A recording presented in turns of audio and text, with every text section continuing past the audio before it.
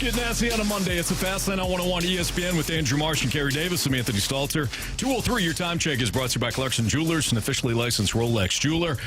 We start the show today, and boy, it's a jam-packed show because we've got to get to college football. Oh. We got the official 12 teams that are going to be in it. Sorry to Bama. Sorry, not sorry. Welcome, SMU. Yep. We'll get into that because I thought it was a fantastic conference championship one night and then all on Saturday. I thought it was a fun day throughout the entire time. Why the committee left the Ohio Bobcats out of the discussion, I don't know.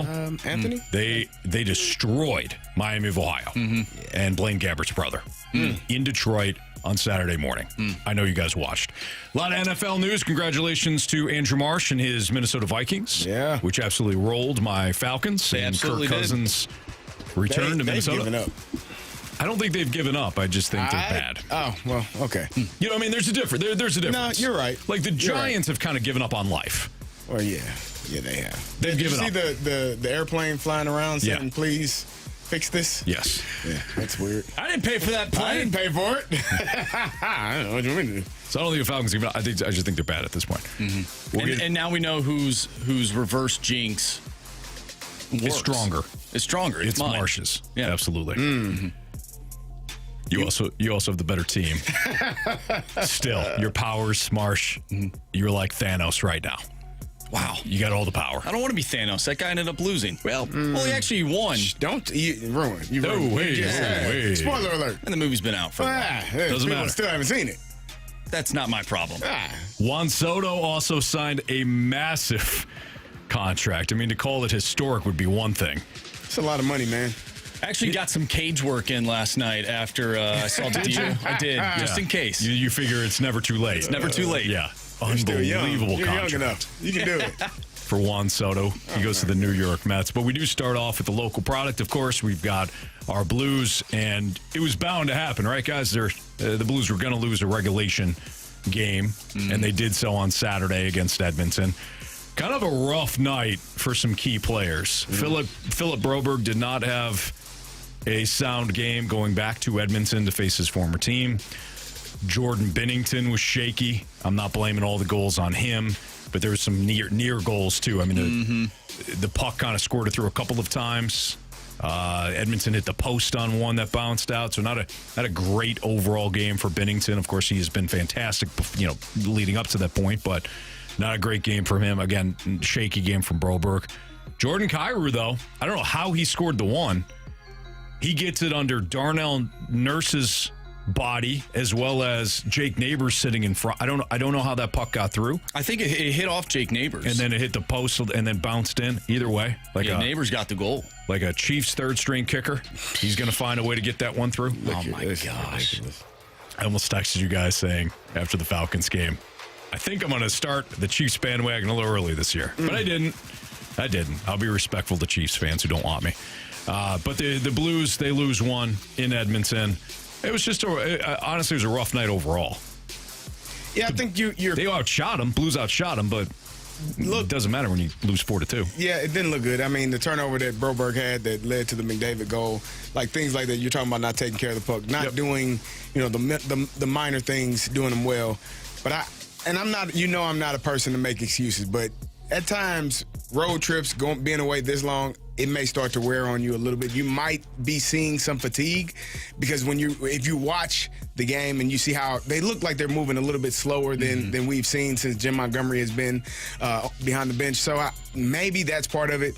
We'll see what it looks like tomorrow. They got one more game on the road and then get to come back home. But I do believe that when you're on a road trip that long, being in a hotel, living out of a suitcase, and again, I am not an excuse person because you got to figure out a way to still have that energy, but that might be part of what took place in Edmonton. Yeah, if you beat the Vancouver Canucks, you go 3-1-0 on the road trip. If you would have told me that heading into the Western Canadian road trip, I would have taken that all day long. Absolutely. Yeah, and you still have another opportunity, like CD just said, tomorrow night against Vancouver. And Vancouver's had an up and down couple of weeks here too, so they're at least the Blues are at least in a spot where they could play well. I think the overall product, and I know we've gotten people that have disagreed with this, is just completely fine. We all watch games and we view things differently sometimes. But for me, I think the overall product has been better under Jim Montgomery, albeit in a shorter sample size, than it was under Drew Bannister. I see more urgency. Like, if you want to get into, they have lost, they've been outshot in several of their wins. I'll just counter again. They outshot Edmonton on Saturday night. It didn't matter. Mm-hmm. But certain metrics aren't going to look as good as others, obviously. This is not a perfect product. But I've seen more urgency. I've seen players that have less decisiveness, or I'm sorry, more decisiveness, I should say, than they had under Bannister. Like Robert Thomas, I thought he was one of the few Blues that actually had a good game on Saturday night. The passes are crisper. I think the possession time for the Blues is more of quality now. Mm-hmm. I don't see the pass, bad shot going the other way as much as we saw it under Drew Bannister. I think the overall product has been better under Jim Montgomery.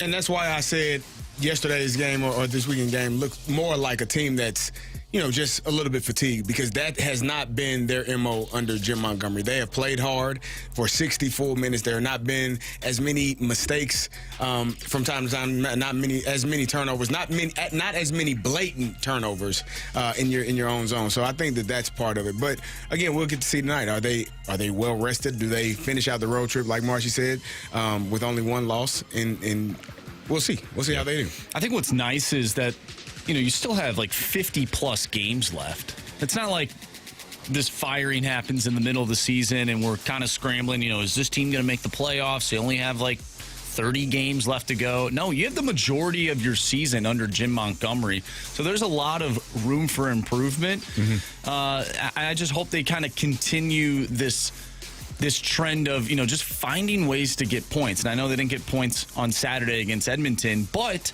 you're down 3-0 in that game, and all of a sudden, you're in the game. They made a game. Less than 10 minutes to go, you're down 1. Now, that fourth goal was not great, and it's unfortunate because it came pretty quickly after you ended up getting to, one goal down. Mm-hmm.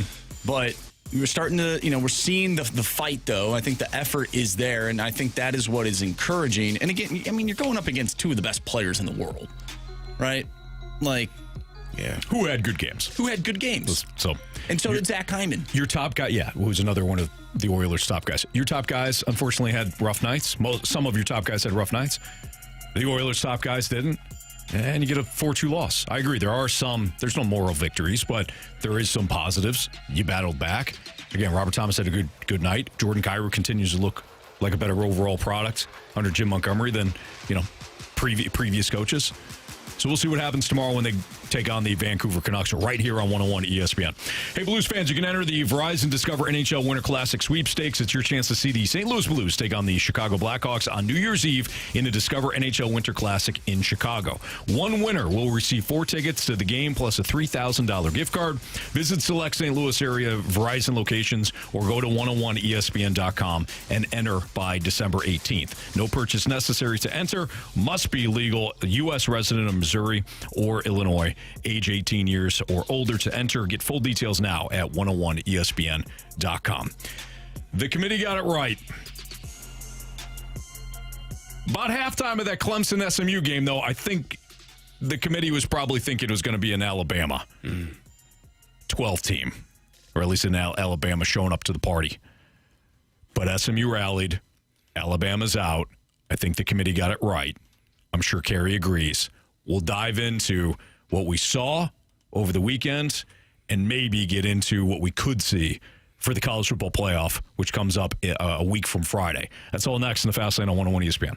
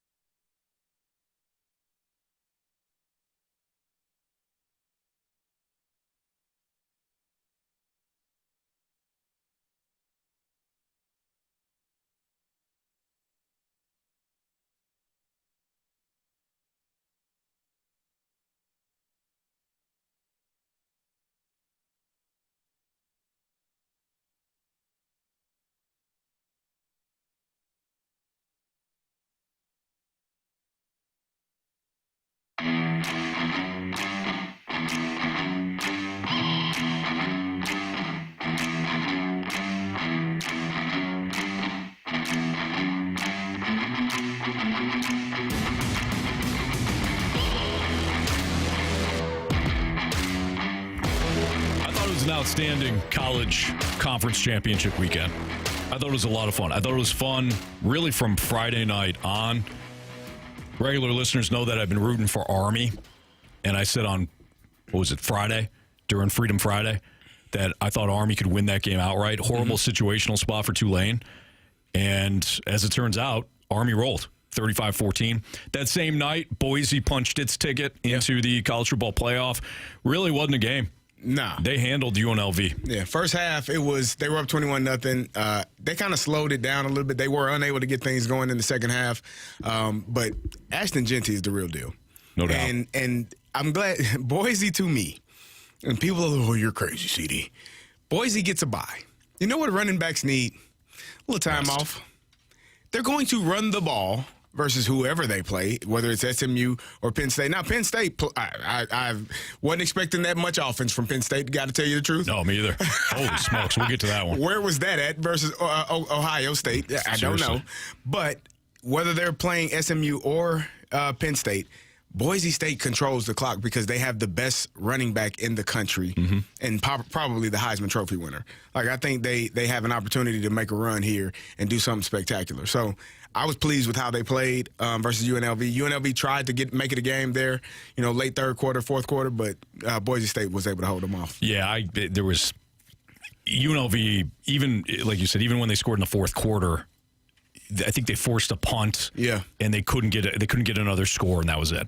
But moving on. So Saturday set up for just a fun day overall. I really like this Arizona State team. Scadaboo, the running back. Yeah, I don't know if the kid's going to play on Sundays. He is an absolute load. Massive tree trunk legs, difficult to bring down. Not the fastest or most elusive guy, right, but you better have multiple tackles. Multiple defenders to bring him down. Yep. Their quarterback is young, and he can run around a little bit. He's fun. And Arizona State's defense, not great, but it plays with a lot of energy. And unfortunately for our guy Anthony Becht, Rocco Becht, his son, was the quarterback for Iowa State. He had a rough second half, and Arizona State winds up winning it, and now they're hosting. They will host. They got a bye, and then they'll host one of the teams. And we'll get into the matchups, but no issues there. Georgia and Texas. Surprise, surprise. Rock fight in the first half. 6-3 halftime lead for Texas.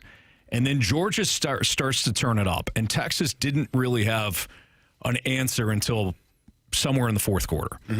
But the biggest news to come out of that game, Georgia wins, so they win the SEC title, and then they get a bye, which is huge. Because, as we know, Carson Beck injured his shoulder. Their backup, the young kid, and he was fielding interviews and stuff like that at the end, so maybe he'll be fine if Carson Beck can't go in a couple of weeks. But Beck injures his shoulder. The young kid's got to come in the second half. And despite throwing a really bad interception, for a kid in that spot, limited experience, he showed a lot of grit, man. Yeah. That matchup for Texas is not a good matchup. For whatever reason, it's not. They struggle against the Georgia Bulldogs. And for me, I actually thought, that they would have an opportunity to win. And they did. They took it to overtime, but they were unable to finish the deal. I don't know, man. The SEC hype for me, and people think I'm an SEC hater. I have said this time and time again, the SEC has won or has been the most prominent conference for the last 20 years. But there was football before that, right? And people just kind of act like that didn't exist. And football and sports, it changes, right? It goes from one conference, one team, one thing, like one style to another. And I believe that the SEC, in my opinion, their time this year, it's starting to run out. That Georgia team is not an explosive team. Like, I've watched them play. I don't see really explosive players. Texas has some explosion. They got a good quarterback. They got two good quarterbacks. But the overall talent in the SEC, I think with the transfer portal, with players being able to do an NIL all over the place, I think that now you don't have as many 4 or 5 stars. The depth for these teams is not as much. It's spread out amongst all the teams in the country. So for me, when I'm watching a Georgia team, I don't know that Georgia is a clear lock to make it to the championship game. right? They got to play Notre Dame or Indiana. Maybe it's Notre Dame. But either way. And then they probably have to play Boise State or Penn State if they make it past them. Like that, it's not a cakewalk to the championship, in my opinion. It's not. They're not as potent as they have been the past few years. They don't have, in my opinion, nearly as much talent as they had the years when they won back-to-back national championships.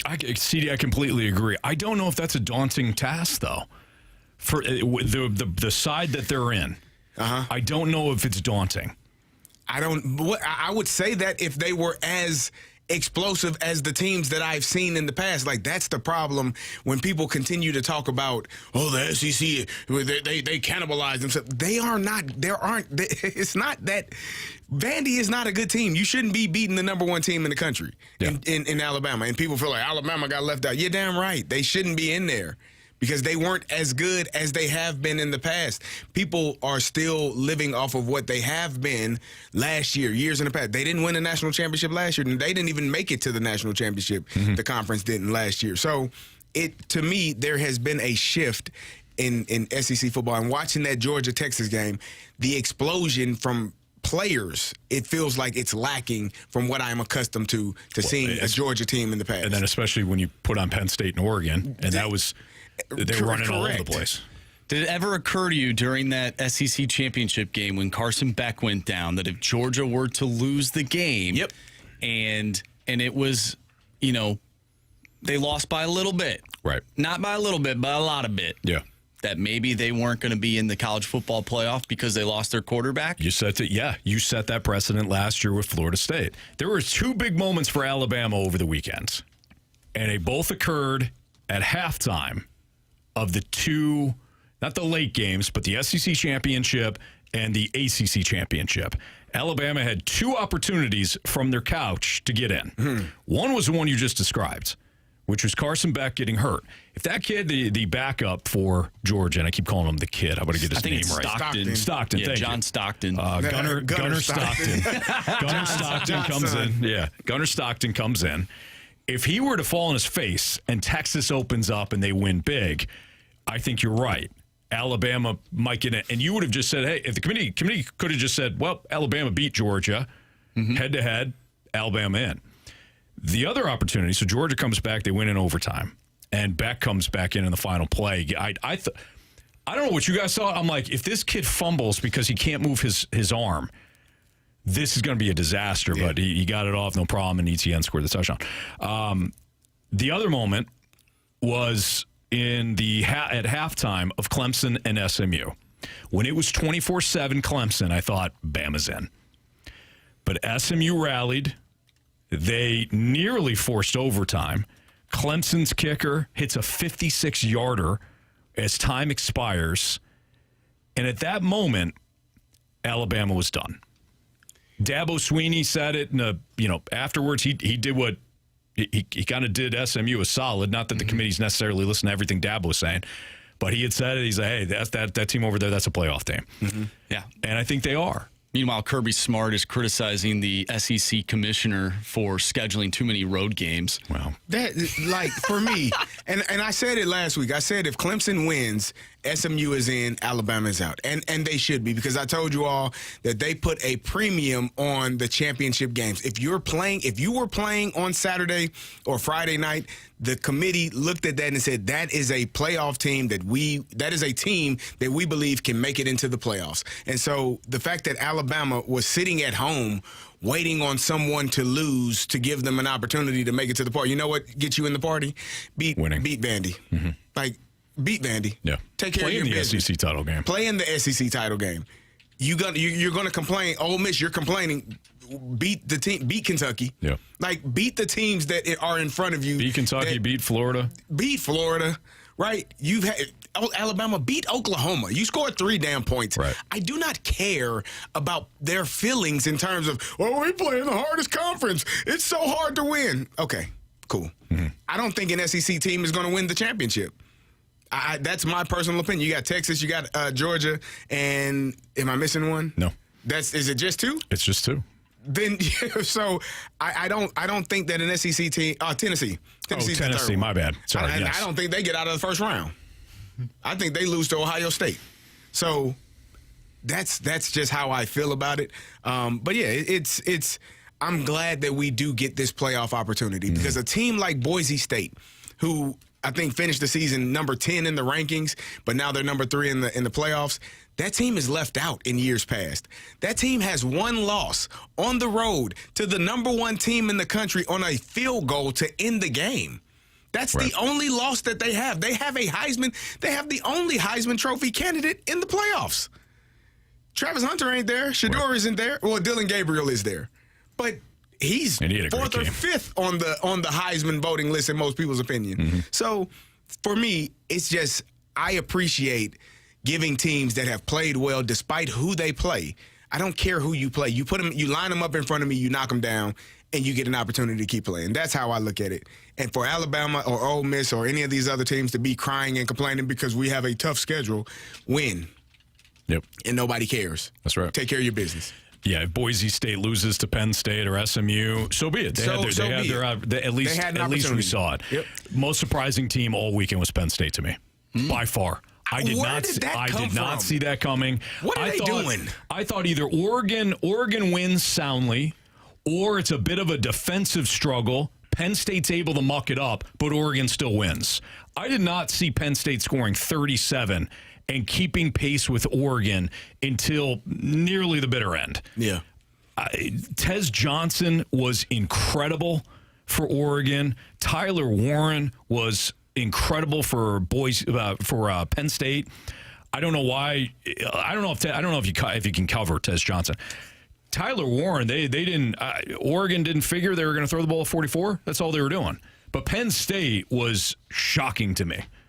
That offense specifically, maybe not the defense. I was baffled by Penn State actually showing up and scoring that many points. Because, like I said, where the heck was that against Ohio State? Right. They looked putrid. They couldn't get any at home against Ohio State. They couldn't get anything going, and you lost that game. And you show up to the Big Ten championship like, yeah, we're here, we're ready to play and we're ready to roll. And they played a really good game. Surprising how well they played. It actually gave me some like they might actually be a team to reckon with as a fan in the playoffs. You're like, where was this? All of a sudden, that Penn State SMU first round matchup is way more interesting to me now because of what Penn State did. I agree. As a fan and as somebody that wants to be entertained over the next month, I was glad to see Penn State show up and do what they did, albeit in a loss.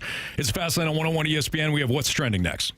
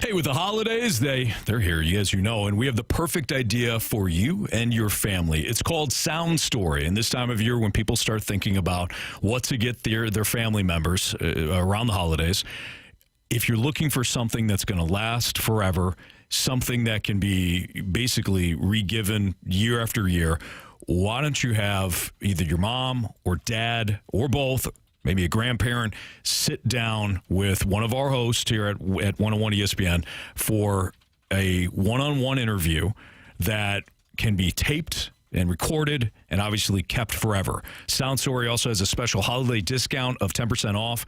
There are gift cards that if you go to mysoundstory.com, when you enter that promo code ESPN, you'll get 10% off that gift card. But imagine being able to listen to a podcast interview with your mom or your dad anytime, and now it's possible with Sound Story. And Sound Story, that 1 hour long interview with mom, dad, or a loved one, they tell their life stories or something interesting that you always want to remember so that you and your children, you're going to have those memories saved forever. And now, and this is new for the 2024 holiday season, which is awesome, Sound Story is offering the option of a video interview to make sure both the stories and the images are preserved. It's a gift that you're never going to regret giving, but it is a gift that everyone in your family will love. Just go to mysoundstory.com. Again, mysoundstory.com. Enter the promo code ESPN, and you're going to get that 10% off holiday gift card from Sound Story. Again, that promo code is ESPN at mysoundstory.com.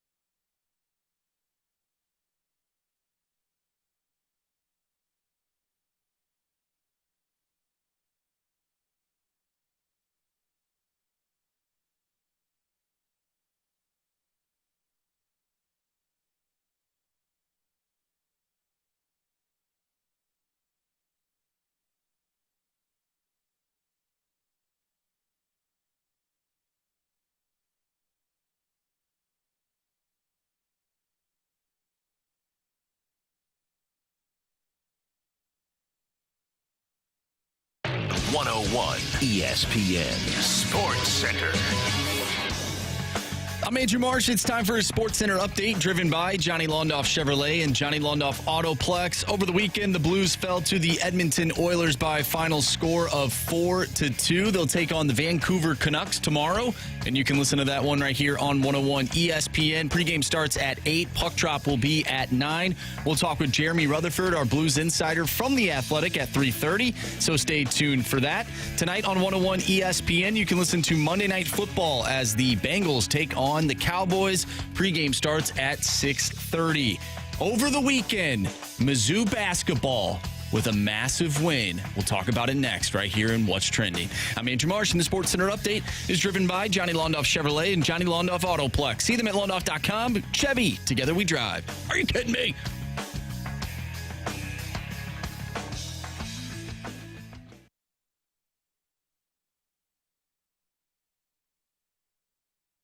What's trending now in the world of sports? What in the wide, wide world of sports is going on here? What's Trending Now is brought to you by Goodwill, creating opportunities and changing lives. Together, building a brighter future. Give hope, Give local, give Goodwill. Welcome back to the Fast Lane here on 101 ESPN with Anthony Stalter and Carey Davis. I'm Andrew Marsh, and it's time for What's Trending. Gentlemen, this weekend, your Missouri Tigers defeated the Kansas Jayhawks. How about that? 76-67 as they upset KU. And now they'll set their sights after playing a few games on Carey's Illinois Fighting Illini. Let's do it. December 22nd. Bragging rights. You guys coming off that loss to Northwestern too. Hey, don't worry about that. I'm not worried. I just ILO. as I noted. Yeah. Mizzou Tigers, after having a abysmal season terrible last year, are 8-1 right now. Yeah, good for them. 6-0, 6-0 at home. Like you said, you hit the nail on the head, man. You had such momentum after going to the tournament, 2 seasons ago. Last year, a total disaster. You don't get a conference win. And then you host the number 1 team in the nation, albeit early in the year, but it's still, look, it's a massive game no matter when it's scheduled. And you do that to the Jayhawks. It's impressive. Excellent work. I hope that this is a good year for Mizzou basketball. Last year sucked. Yeah. Last year, coming off that tournament appearance, we couldn't even talk about him last year unless he was negative. Yeah. So, excellent start to the season. It was really their first, it's the first test, too. They lost at Memphis to open the year. That was the last time they lost. But it was Howard, Eastern Washington. You got a Pacific, Linden. You did 20 points. You hung on Lindenwood. They hadn't been tested yet. You get the number 1 team in the nation, your first test, and you beat them thoroughly. So, great for Mizzou. Excellent win. Better watch out, Carey. Oh, okay. Nah, I'm not worried about it. ILO. That would be funny, though. Mizzou football has all these expectations heading into the season. They don't really get the job done. Now, they have a decent year record-wise, but they fell short of their ultimate goal. Yeah. Imagine Mizzou basketball comes in and they end up having a really good year, go to the tournament, and maybe, win a couple rounds or something like that. We need some good vibes around here. It's been a long 2 years now. You got Illinois Cardinals. football? What are you talking about? Well, you guys? They didn't make the playoff. No, Cardinals they didn't, stunk. but they had a good year. Blues have made the playoffs now. What? So two straight years. I was talking with my girlfriend last night, and I was very happy. The Vikings win last night or yesterday, and they haven't clinched a playoff spot, but for the most part, I would assume unless there's an epic collapse that they make the playoffs. Yep. And I was thinking, man, this is the first time one of my teams in major sports, not counting the Battlehawks. Of course, we love when the Battlehawks went on their run, but one of my teams making the playoffs in 2 or 3 yeyears. Yep. And they're not even from St. Louis. And they're good, though. Yeah, they are good. It's not one of those, they squeaked in. This is just kind of fun to be here. Minnesota, the Vikings are legit. Yeah. Speaking of football, I want to go back to... I'm happy for you, Marsh. Thank you, Anthony. I don't know what it feels like to have a good team at this point. Yeah, you do. You got 2017 always. Well, you had the Yankees. You did have the Yankees. They were in the World Series. Your Chiefs won. Chiefs the Super Bowl won. last UConn year. won. Yeah, but as you guys know, I hop on bandwagons when I hate the other team. Yeah. So we were just talking about Alabama not making the college football playoff. Alabama athletic director Greg Byrne said Sunday that he would need to assess his non-conference scheduling philosophy moving forward after the Crimson Tide were the first team left out of the 12-team college football playoff field. This is from Andrea Adelson on ESPN. Burns said he was disappointed with the outcome and acknowledged the losses to 500 teams, Vanderbilt and Oklahoma, as 2 games in particular that we did not perform as well as we should have. But he also noted that non-conference scheduling is an area that we have to be, that would have to be evaluated. Yeah, maybe don't play Mercer. Well, week 12, 11, week 10. I'm confused, though, because they didn't lose a non-conference game. Or just beat Vandy in Oklahoma, who got 12 wins between the two. Right. What are we talking about? There's a texter on here right now. Well, Vandy has Alabama has a strength of schedule. They beat some of the top teams in the country, and then they lost to some of the worst teams. So what do losses matter more? In my opinion, if you lose to a 6-6 team, a team that is barely scratching to get into a dang on playoff game, and everybody gets into a playoff game. Yeah, it matters to me. I've seen metrics to suggest though that Ole Miss has a better resume than Alabama. I have seen that too. So those metrics are Jackson Burkett. There you go. Ole Miss also lost to terrible teams. I know, but I'm just saying. I hear you. You can't make the argument for Alabama if in the strength of schedule if Ole Miss had the metrics to support them. Kentucky is 4-8, and Ole Miss lost to them. Florida is what are they? 6-5. They are 6-6. They're scratching the surface to get in 7-5. Excuse me, to get into to a bowl game as well. You know what? Those are not good teams. You know who had no issues this year? Oregon. There's no issues. But Anthony, stop, because that's because the Big Ten stinks, according to 95% of our texters. That sounds ridiculous. It's a tough schedule. We got to play Kentucky every week. Hey, what? Kentucky can be scrappy. Yeah, I'm sure. So is Florida, and so is Vandy, and so is Arkansas. You want me to keep going? They can be. Yeah. They can be scrappy. They are. They're scratching to get into a bowl game. Please, let us in. I think the bottom of the SEC is a lot better than the bottom of the Big Ten. Yeah, can we at least admit that? I think like Michigan, if we're just going to be honest. If we were watching Michigan play Vandy, I would take Michigan. If we were watching Illinois play Arkansas, I would take Illinois. I would. I'm not talking Illinois versus Mizzou. Yeah, we're not. Come on, man. Yeah, but we're not going to the bottom. I'm talking about Northwestern. I'm talking about Maryland. I'm talking about the bottom. Well, yeah, the bottom play the bottom. Flip a coin. If the bottom of the SEC played the bottom of the Big Ten, I think the SEC would win the majority of those games. I think top to bottom, the SEC is still a better conference. The bottom of the SEC is Mississippi State, Kentucky, Auburn, Oklahoma, and Vanderbilt, and Arkansas. And that bottom is better than Northwestern, Nebraska, Maryland, Michigan State, Wisconsin. Purdue stinks. Yes. Purdue. Maryland stinks. Northwestern stinks. Wisconsin almost beat the number one team in the country. Nebraska was ranked for multiple weeks to start the season. They got a freshman quarterback. They got to figure some things out. I don't believe I just gave you six SEC teams and the bottom 6 Big Ten teams. You probably 3-3, depending on what the matchups are. This notion that you just can. All right, okay. Like I think Mississippi State. You would consider Rutgers the bottom of the Big Ten as well. I consider Purdue as the bottom. They are the bottom, absolute bottom. The Mississippi State is the absolute bottom. And from there, I'll take Kentucky or Arkansas over Northwestern any day of the week. Okay, and I'll take Wisconsin over Vandy or Arkansas or Vanderbilt. I'll give you that. Or Florida. I'll take Vandy or Florida over Wisconsin. Absolutely. That to me is the difference. Like, it's a flip of a coin. If those two teams played, there's no way you can flat out tell me that Vanderbilt is going to beat Wisconsin. I feel pretty good about it. Why? Because Wisconsin stinks. Okay. Almost beat the number one team in the nation. That's what I'm saying. Like, on their home turf. But they got smoked by Alabama. That notion. That's the top team in the conference, and Alabama lost to Vandy. So who's this? What are you saying? I realize it's all hypothetical. It is, but I don't think that people are so off base if they say that the SEC from top to bottom is still a tougher conference. Well, we might be splitting hairs, and ultimately it doesn't matter. But I don't think those people are absolutely crazy because they suggest that the SEC is a better conference top to bottom. I don't. I do. Wisconsin has got a full team of white dudes. Those guys are not going into Vanderbilt and beating the smart kids. Hey, man.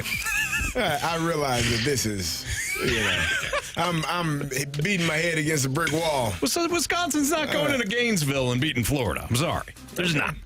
Okay.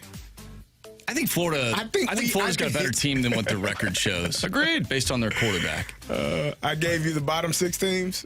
And I get for both conferences. You let them play it out, and we'll see. And it depends on the matchup. I'll tell you right now, I won't be watching those games. Nah. Yeah, I wouldn't watch it either. Fortunately, we don't have to. Gentlemen, if I were to tell you in your lifetime that the New York Mets would outbid the New York Yankees for one of the top players in Major League Baseball, what would you have said? I would tell you, you're lying. And don't lie to me, Marshy. I don't like liars. Tell me the truth. Then I'd say, what happened? We'll get into the historic contract given by the Mets to Juan Soto next on 101 ESPN.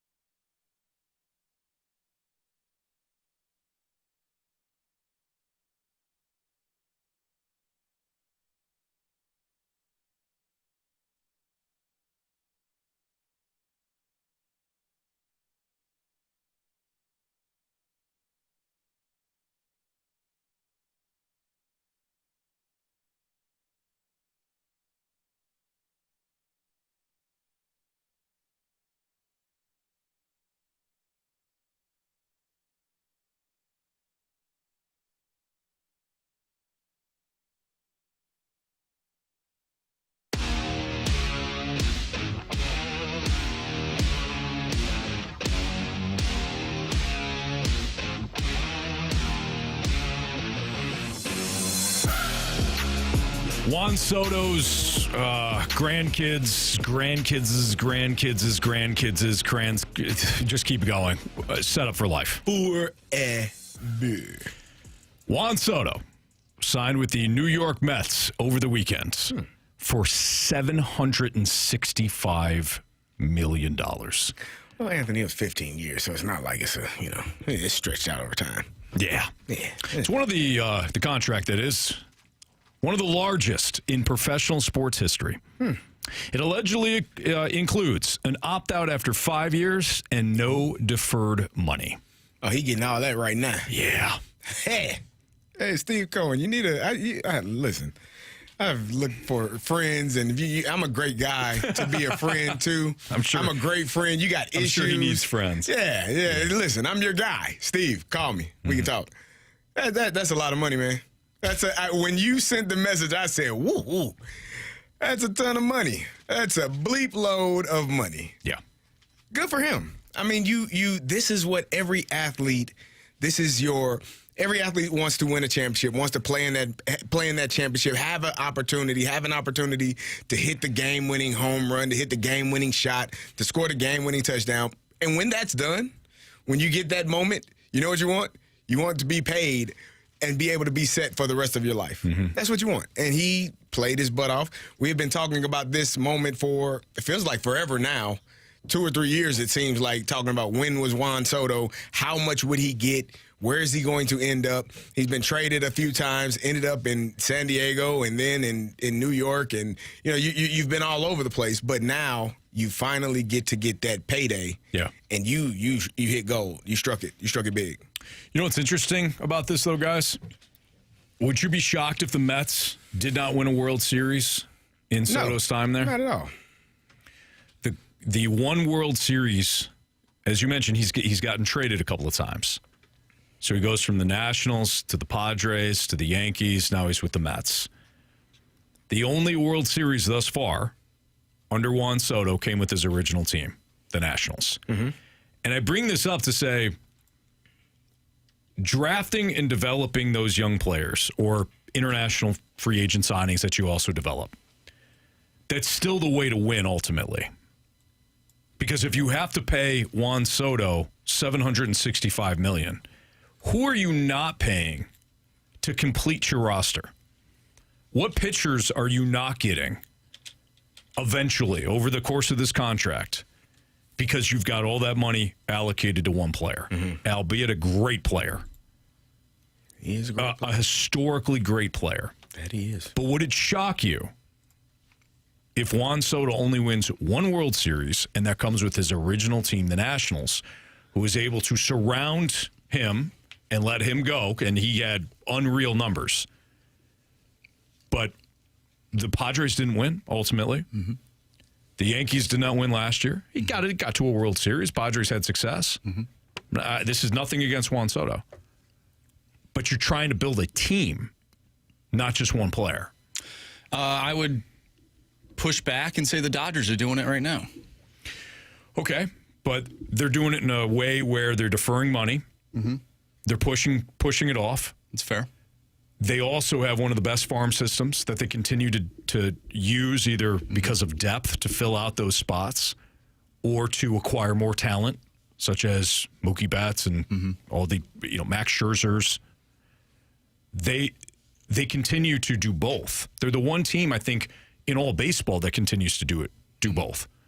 Draft, develop, and bring in big talent. I honestly wouldn't be shocked if he opted out after 5 years and got back to it. Especially, I mean, you're saying like if they don't win, listen, it's a lot of money to leave on the table. Yeah, man. Listen, I think he's a Met forever. All right, well then enjoy being Robinson Cano. Well, good point. Enjoy being Chris Bryant. Good now, point. Juan Soto's better than both of those players. But, sure, but it's still a team. Yeah, the Mets still have a good team. Let's not forget they were just in the NLCS. Yeah, but you're not going to be able. You're not paying Pete Alonso, right? There's going to be some other contracts Well, they can pay him. They don't have a salary cap. They can still. So if I'm Pete Alonso, you can't come to me and say, "Hey, we're maxed out." No. Right. You got plenty of money. Going to be playing in another team. You got money. I just talked to Juan. He was telling me a crazy story. You got I'm plenty sure him of money. and Juan are hanging out. Yeah, you got plenty of money. Don't tell me now all of a sudden that you're tightening the belt buckle. Your budget is a little tighter than it was a few hours ago. You got money, so let me get paid too. Now, is it going to be to the extent of what you just paid Juan Soto? Not nearly that. But there's no salary cap. So if the Mets want to win, they're going to keep their players, and they're going to sign. They're going to try to sign. They're watching what the Dodgers just did. We saw it. We're looking at it. We've seen them have that success. We saw the Yankees for years go that route and have the Boston Red Sox. Let me join into the party. That has been the mindset and the mold of how some teams have gone about winning championships. Now, there's other teams that have sprinkled in and been able to win championships without going that route. But if I got the best players and I can pay the best players to be on my team, I'm probably giving myself a better chance to win a championship than those teams that don't have those best players. I'm just saying. Paying Juan Soto was the easy part. Yeah. You now have to surround him with talent. And you're right. The Yankees did so with A-Rod when they eventually acquired him in that fat contract, but Texas did not. The Rangers gave A-Rod that contract, and he wound up being worth it. And at the time, that was what we're considering now the Juan Soto deal. That was $252 million that the Rangers gave A-Rod 24 years ago. And they did not surround him with the right talent. I understand. This is not about Juan Soto. I'm saying, do you build a team, or can you build a team around him?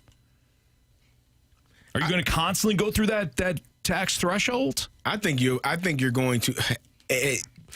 Some people don't worry about that. Like, I don't think that is a concern for certain franchises, certain organizations. I mean, the Golden State Warriors had to pay a tax for all of the players that they were over the cap on. But they won championships.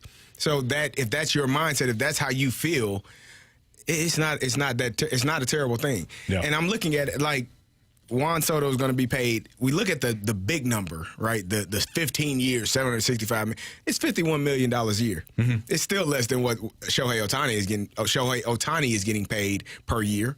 No, it's not that. Shohei's not getting anything. Well, very little.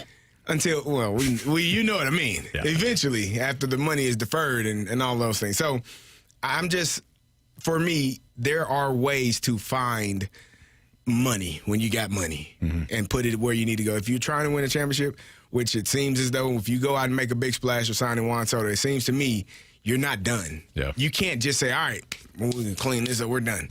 Now, you're going to have to find some more people that can help you win a championship. And if you've gone that far, why stop now? Real quick here, you mentioned the Texas Rangers. I saw a video yesterday going through their 1999 lineup. Mm-hmm. How good was that Texas Rangers team? It was very good. They've had some really good rosters in the past, and they just have they've come up short, as we know all too well here in St. Louis. It's Fastlane on 101 ESPN. Carey Davis was in Pittsburgh. Here we go. Watched his Steelers celebrate before and after the game, and he's got his game notes from Week 14 in the NFL next.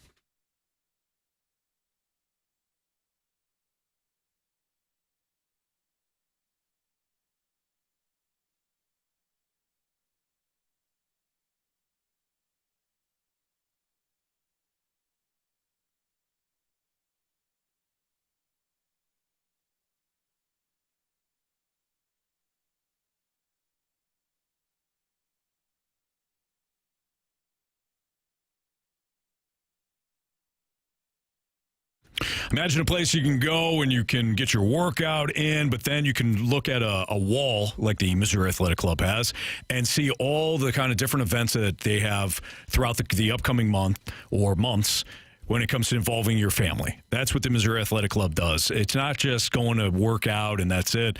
I enjoy grabbing lunch with friends. Saw my guy Dan McLaughlin here at 101 ESPN earlier, and we were kind of chatting a little bit, and we're talking about, hey, maybe we'll grab lunch next week. It's a perfect spot if you're a club member to either, stay in touch with people or meet new people. And then when it comes to breakfast with Santa or the various various events that the Missouri Athletic Club puts on throughout the year. It's a perfect spot for the family as well. That's my MAC, Missouri Athletic Club.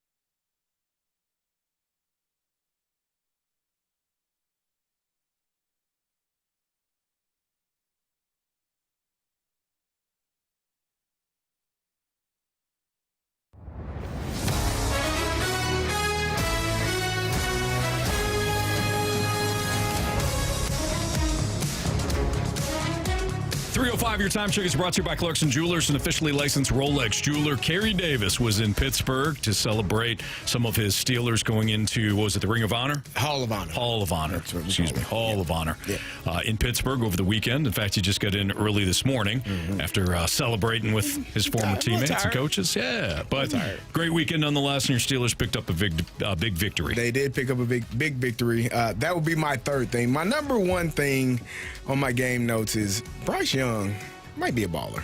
Like, he might be a guy going forward that you're looking at and saying, not bad. Now, you'll look at the stats and say, oh, he only threw for 191 yards, 1 touchdown, 1 interception. That's fine. Stats, they speak to the game as an overall, but when you watch the game, and I'm specifically talking about the last drive, you have an opportunity to go down and score, and you start that drive on your 3-yard line, and you drive it all the way down. He threw a dime to Xavier Legette, who dropped the pass for the touchdown, for the game, go-ahead touchdown at that time. But he was able to take that team down and give themselves an opportunity to win that game, something that last year for sure, earlier this year when he was benched, he was not able to do. Yeah. You're starting to see the maturation. He's figuring things out. He was using his legs in the pocket. He's escaping. He's not a guy, he's not 6'5". You have to find, when you're a shorter quarterback, those linemen, those defensive linemen are huge people. You have to find the windows to throw the ball in. You have to trust that the person that you're throwing it to is going to be where he's supposed to be so you don't have interceptions. I think that trust is starting to come for Bryce Young. He's starting to believe in in his players. Adam Thielen has been playing well. I say again, Xavier Legette has been playing well. You got Chuba Hubbard, who does the running and the catching out of the backfield. You got some pieces there that I think is allowing him to become more comfortable in this offense and who he is and who he's growing to be. I thought he did a fantastic job despite the loss, specifically that last drive of the game to give themselves a chance to win it.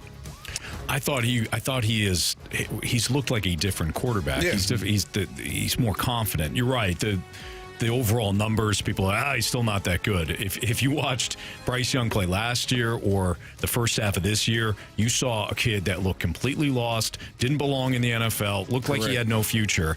And now, I don't love moral victories, but if you understand how bad the Panthers were, the last couple of weeks have been a moral victory. You had a chance to win yesterday, a chance to upset Tampa as well, and it's all because and the Chiefs, and it's all because you're right. Yeah, it's all because Bryce Young has figured some things out. Yeah.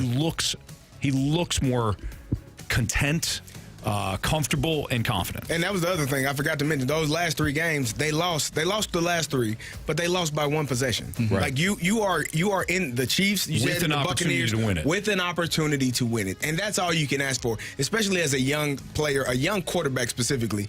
Show me that you're growing in the game and not making the same mistakes. That drive for me is proof that young man has figured some things out. You didn't win the game. You were unable to complete the last pass for a first down, but you, again, started on your own 3. You were in dangerous situations with the opportunity to be sacked for a safety, and was able to scramble around and find players downfield. That's a young man that has figured some things out, and it's a beautiful thing to see. Did the Panthers win that trade with the Chicago Bears? Or is it too early to say? I think it's too early. I think it's too early. What did the Panthers... It looks a hell of a lot better now, though, doesn't it? It does. It does. Yeah. Well, the Bears got to figure some things out with their coaching situation. Why would you say that? They fired their coach, Anthony. Oh, okay. Yeah. Remember, he didn't call the timeout. He was saving it. They said they but points. Thomas Brown took over and they they had 4 yards in the first half. Oh, okay. I think this desk is longer. Basically, the Bears couldn't get from the end of this desk to where Carey is. Against the San Francisco entire defense first that half. had been struggling. The 49ers yesterday, you could just tell it was like one of those, we're going to take out a lot of frustrations on you right now. Yeah. First, the opening drive. Like Purdy, the way that they were, I want to say celebrating, but just kind of like the emotions that were coming out of the 49ers. Like that was, they're exercising some demons yesterday. They had some things to get taken care of. Yeah. They were fixing it. My second note for the weekend was the Chargers for me, despite the loss last night, and you get a field goal that doinks off the upright and bounces in. This is going to be a team, in my opinion, that is going to challenge the Kansas City Chiefs going forward. I think Jim Harbaugh has. I don't know. Ladd McConkey not playing yesterday. Obviously, that they take a step back in the passing game because he was outstanding the week before. But Quentin Johnston figured some things out. He's dropped a lot of passes. He had a really good game yesterday. Joshua Palmer had a good game. Defensively, I know Khalil Mack at some point is going to. He doesn't seem to age. I don't know how. I feel like he's been playing for 15 years like now. Calais Campbell. He just keep playing. You got Bosa on the opposite end, Derwin James, and then the Henley, the linebacker, Deion Henley. I think he's a really good player as well. Had he made that sack on Patrick Mahomes there, where he was able to throw the ball to Kelsey, the game is over. But Patrick Mahomes makes great plays. But this team, for me, is, if I'm looking at a team in that division, not the Broncos. I know the Broncos have been really good, but just the pairing of Jim Harbaugh, understanding football. I don't have to throw the ball 45 times to win. I can run the ball. I can play defense. My running game is going to be solid. And when I do need to make that explosive play, you get Ladd McConkey back. Those plays, it happens. So I think this is going to be the team, despite the loss last night, I think this is going to be the team that challenges the Kansas City Chiefs going forward for years to come. Yeah, it should be. They got Justin Herbert. I love Justin Herbert. Tough performance last. I mean, he took an absolute shot. He was getting hit. He was getting hit. So was Mahomes. Mahomes was on the ground a lot. Yep. Chiefs got some offensive line issues, but they continue to find ways to win. Yeah. But yeah, you're in that division now. You're the Raiders, and I mentioned this before. You're the Raiders. You're looking at Mahomes and Reed, Harbaugh and Herbert, and now Nix and Sean Payton. Yeah. And you have Desmond Ritter starting this weekend. Revenge weekend. Yeah. It's revenge week for Desmond Ritter. Michael Penix get the start? No. Okay. Raiders are going to win that game, aren't they? Yes, they are. Just win, baby. Yep. Okay. And they will. My last note, Anthony, you mentioned it. The Steelers game this weekend, but I can't just start with the game. The game was beautiful. We won the game. But the events leading up to the game, it was the Hall of Honor ceremony. They were inducting 4 members, former Steelers, into the Hall of Honor. Jason Gilden, outstanding linebacker, my teammate Casey Hampton, my other teammate and brother Willie Parker, and the great coach Dick LeBeau were inducted into the Hall of Honor. And it was just amazing, man. I had a great time catching up with old teammates, a bunch of guys, Antonio Holmes and Nate Washington, and, you know, all of the guys, Brett Kiesel, like all of my guys that I was teammates with. James Ferrier, like I can keep, like I'm just, it's always the best time when we all get together, and for me, it's just a constant reminder of what a class act the Pittsburgh Steelers organization is. They do everything right, and the thing that struck me the most is listening to Jason Gilden, who I didn't play with, right? He's saying pretty much the same things that Casey Hampton is saying, who's saying the same things that Willie Parker is saying, who's saying the same things that Dick LeBeau is saying. So, you know, it just, from 70s to 2024, this organization, the message has not changed. They have adopted what Coach Tomlin, his motto, his saying, the standard is the standard. And the Pittsburgh Steelers are the gold standard in football and in sports, in my opinion. So, fantastic job. We had a great time. Got the dub to finish it off. George Pickens was not playing. He was inactive, but Russell Wilson still able to find Mike Williams downfield and Pat Freiermuth for a touchdown. Van Jefferson. Van Jefferson scored a big touchdown. Like, it was, and then I don't know if y'all saw, I posted the video from when they play Renegade. Mm-hmm. Hey, man. Hey, I'm just saying, I might be biased, but there is not a better moment in football when the fourth quarter starts and the defense is on the field and they play that damn song. You're not scoring. You're going to get hit in the mouth, and it's going to happen, and you got to deal with it. It's on you, Anthony, not on us. No, fortunately, I don't have to play them. But you're right. Opposing defenses, or opposing teams, rather. Do you guys think Russell Wilson has the year that he is having if he is not on the Steelers led by Mike Tomlin? No, I agree. This is just from the outside perspective, but he seemingly needed that. He needed that structure again. I think Pete Carroll gave him structure. And I think Russell Wilson's, you don't change. Russell Wilson's the same dude. But I think Pete Carroll said, hey, you're going to run the ball. You can take your 50-50 shots and do all that stuff. Hopefully you run around. You're good, right? But this is going to be the structure. And then when Russ started to care more about winning an MVP than he did perhaps winning a Super Bowl or another Super Bowl, Pete Carroll got rid of him. And then he goes to Denver, and it was all about having the office and the parking spaces. And their coach was terrible. Yeah. And it took going back to a team that Mike Tomlin goes, hey, we're going to run the ball. You can take your 50-50 shots. We're going to play good defense. We're going to win this way, okay? And I just say this, and I mean this, you know, when you go into that building, it just feels different. Like, it feels like, you know, and it's not the same building, obviously, that Mean Joe Green was in, or Lynn Swann, or any of those guys. But you know the history. You know what it means when you go in there and you see those pictures and you see those trophies, and you know that these guys, that this organization just has been the standard of consistency for decades. They have done a fantastic job. And so it's wonderful, man. Yep. And Russell, when you walk in there, you realize it ain't about me. Like, there's been people in here before me that have done greater things than me, and you can be one of the greatest, and there's still people in this organization that have done greater than you. Yeah. So when you realize that, it kind of humbles you, and it brings you back to center, and you say, hey, I'm here to win championships, and that's what we're going to do. Sure. There you go. Great weekend, Carey. Good stuff. Fastlane on 101 ESPN. Marshy and I will have our game notes coming up later on in the show. But speaking of Carey, we do this every Monday. Advice with former athletes. If you have questions that you always wanted to ask a former athlete about a certain situation, locker room situation, clubhouse situation, whatever, text in, because we're going to do this with Carey next, 314-399-9646, the Air Comfort Service text line. Anything that you wanted to ask a former athlete, send it in. Maybe not anything. Marsh still got to keep it clean for the most part. But that's next on 101 ESPN.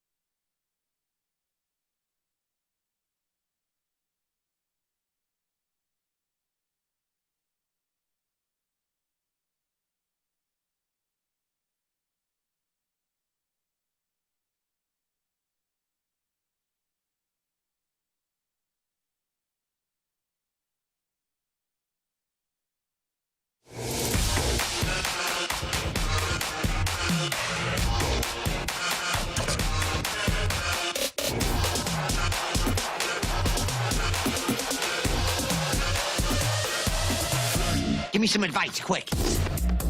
It's Fastline on 101 ESPN. Every Monday, we do advice with former athletes. In this case, a former athlete, as James Rivers is still on the Blues road trip. We will see him at some point this week after the Blues wrap things up in Vancouver tomorrow night. But Carey's here, and he's our Super Bowl champion with the Pittsburgh Steelers. So if you have questions or you need advice from a former athlete, Carey's your guy. 314-399-9646 is the Air Comfort Service text line. Marsh, take it away.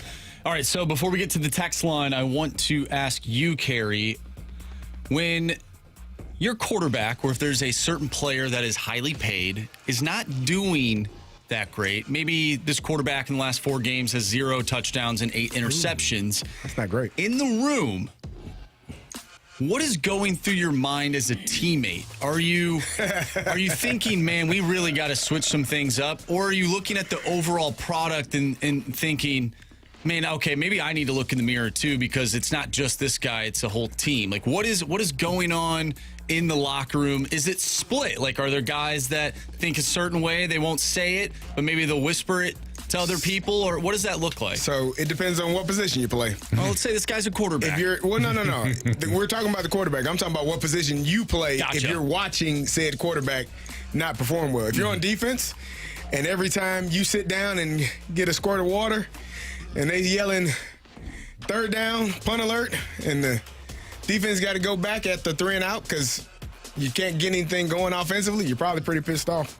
Probably pretty upset that the offense isn't allowing you to get some rest and you want something better. Now, if you're on offense, you're probably looking around like, man, we got to be better and help this guy. Mm-hmm. And I mean, it's not always that cut and dry. Like if the defense wants, we work hand in hand. Like in order for us to be successful, we got to get the defense to get stops. In order for the defense to be successful, we got to have sustained drives so that they can get a break and they can get rest and they can get their adjustments taken care of, and special teams as well. So it just depends on where you are and who you are. But offensively, if your guy is struggling, you're like, I got to make a play. I got to help him out. I got to be better in my pass pro to make sure that nobody hits him in the face. I got to be better at running my routes so he can get the ball to me and he can throw it to me on the run. I got to be better at running the game and blocking up front so we can alleviate some of this pressure off of this quarterback. And if you're on defense, you're like, man, just hold on to the ball, protect the ball so that we can get some adjustments taken care of and score a touchdown or score a field goal so we don't have to have so much pressure on us. Mm-hmm. Yeah, that quarterback would be Kirk Cousins. Man, no. Kind of figure that's where you're going, Marsh. All right, so we get a text from the 816. Carey, tell us the differences and maybe what's more important when it comes to bulking versus flexibility in sports. You don't really want to be bulky. Like, you want to be able to be fluid and be able to move around. I think the bigger you get, the stiffer you are, especially with athletes. Like, if you're too top-heavy, there's a lot of pressure on your knees. That's why you don't see a lot of guys in the regular season. You won't see guys doing a whole lot of heavy lifting. You'll see them doing stretching and things that keep your body moving and keeping it fluid, because you stiffen up, you tighten up. That's when muscles get strained. That's when muscles get torn. That's when you get injured. So for me, during the season and even in the offseason, it's not like a lot of bulky guys. You want to be flexible to be able to move around because your body has to go in different directions and has to withstand somebody pushing against you as well. It's good to be strong, but it's also very good to be flexible so that you don't get yourself hurt. From Grant Francis Fan Club, and this one is sort of along the lines of what we just talked about when I mentioned Kirk Cousins, but a little bit different. How might a freshman go about discussing their teammates' play, whether that's constructive criticism or a blanket, let's stop doing this mistake statement to the team? A freshman? Freshman. Is he playing? I would assume so. Well, I think if you're... So I say this, on good teams, every voice matters. Mm-hmm. Like, everybody is all in. Nobody is bigger than the other. Nobody is like, shut up. You don't know what the hell you're talking about. On bad teams, somebody be like, man, you don't get to talk. You don't have a say in this. Yeah, it's a little tough if you're in that spot. It is very tough. I think about, and when you say that, it makes me think of D. Brown. When he was a freshman at Illinois, like, he was the leader of that team. Obviously, D was a basketball player. He's one of the best players in the country, but those players listened to him when he talked. And we were talking about Coach Self. Coach Self gave him that opportunity to be the player that he was, once he got there and do all of those things. So for me, if you're a freshman or whatever year you are, if you're not playing well and nobody is saying it, you're probably going to continue to stink. So, yeah, you got to speak up. Interesting one from the 636. CD, what should I say to my 9-year-old son who just realized who you know is more important than your skill level in youth sports? He loved getting to play football, but unfortunately, he played the same position as the coach's son. Not trying to talk bad about the kid, but the scouting report going against us was just to run the ball at his side and you would score. Now he wants me to coach him next year, and I don't know what to say. Well, he's 9. So, I think start there. Like, there's a lot of growth still to happen, both physically and maturity-wise for your son. I would say don't get too caught up in trying to make sure your son is he has to do this and just let him play football. Let him learn from the experiences and use those experiences to be a life lesson, because that's what football is. And sports in general. You're not always going to get your way. You're not always going to life is not always going to be fair. Sometimes you have to say, okay, that was messed up. I don't like it, but how do you respond to it? Because that's life. I mean, I think we all can attest to this. Life gonna punch you in the face at some point. Mm-hmm. You don't get to go to the coach and say, hey, well, no, you got to handle it. So teach him that life is there are things in life that happen and take place. It's not about what happens to you, it's how you respond to it. So be better in that regard. Yeah, and I definitely would. I mean, it's just my viewpoint on this. At 9, he's going to have a hard time grasping that, hey, it's kind of politics and all that. I wouldn't even get into that. And if you do have an opportunity, if you do have the time and the patience and the drive to coach a team next year, great. I don't know what league it is, or if you have to, I don't know if you even have the opportunity. Available. Yeah. I thought that's what you were asking, what league it is, where they are. No, I don't know. Time, right?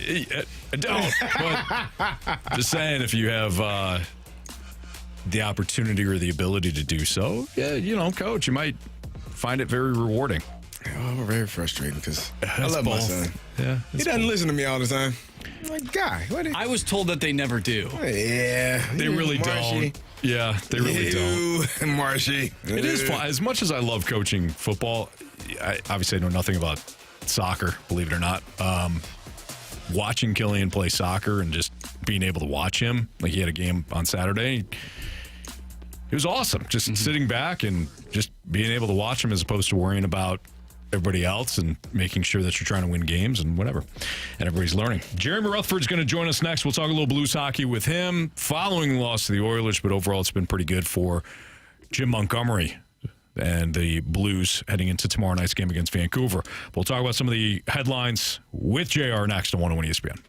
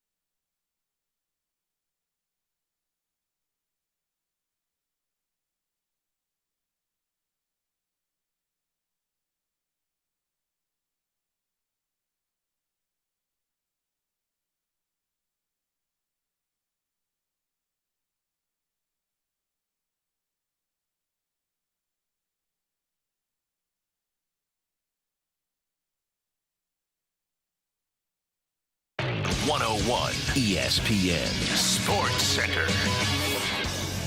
I'm Andrew Marsh. It's time for a Sports Center update brought to you by Saliga Heating and Cooling. The Blues took on the Edmonton Oilers over the weekend, and they lost 4-2.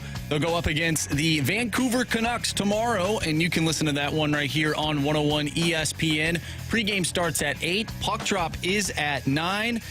We are going to talk with our Blues insider from The Athletic, Jeremy Rutherford. That is coming your way next, right here in the Fast Lane. I'm Andrew Marsh, and the Sports Center update is brought to you by Saliga Heating and Cooling, an independent American Standard heating and air conditioning dealer.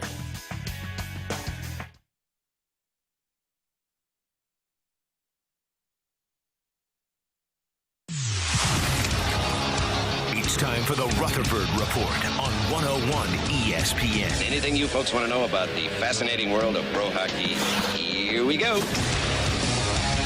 This is Fast Lane on 101 ESPN with Carey Davis and Andrew Marsh. I'm Anthony Stalter. Let's head to the Thompson and Callier phone line where our guy Jeremy Rutherford of The Athletic, who covers the Blues for The Athletic, he joins us right now. What's up, JR? Hey, not too much, guys. Hey, you guys know I listen to the show all the time, right? Which we appreciate. Thank you very much. Yeah, I think about once a week I get a notification that says, you are now qualified for tickets because you've been listening to the app so much. So I don't think I can, but... Congratulations. You get Blues tickets now. Yeah. Yeah. So, hey, one of my favorite segments is when you do tips from the pros. I love that. And it just kind of hit home here listening to Carey and Jamie in the past because I took my... he's 11 now. Took my son out to CBC High School a couple years ago. Brian O'Reilly, the dad of Ryan O'Reilly, the two of them were on stage at CBC. They were having a seminar, and Brian is a sports life coach, so he gives advice to a lot of professional athletes. And he asked the question out there at CBC. He said, how many moms and dads out there tell your son on the way to the rink, skate hard? I want to see you skate hard today. And I guess a bunch of hands, including mine, went up in the air, and Brian O'Reilly looked at everybody and said, stop doing that. There is not one kid who skates hard at the game because the parents told him to. Stop doing that. And so my 11-year-old just kind of looked at me and said, see, Dad, stop. Sure, you guys can relate to that a little bit. Oh, yeah. Skate slower. Don't play as hard. Right. Yeah. Right. No, you're right. I'm not going to listen to you anyways. Yeah. Yeah. He doesn't listen yet, for sure.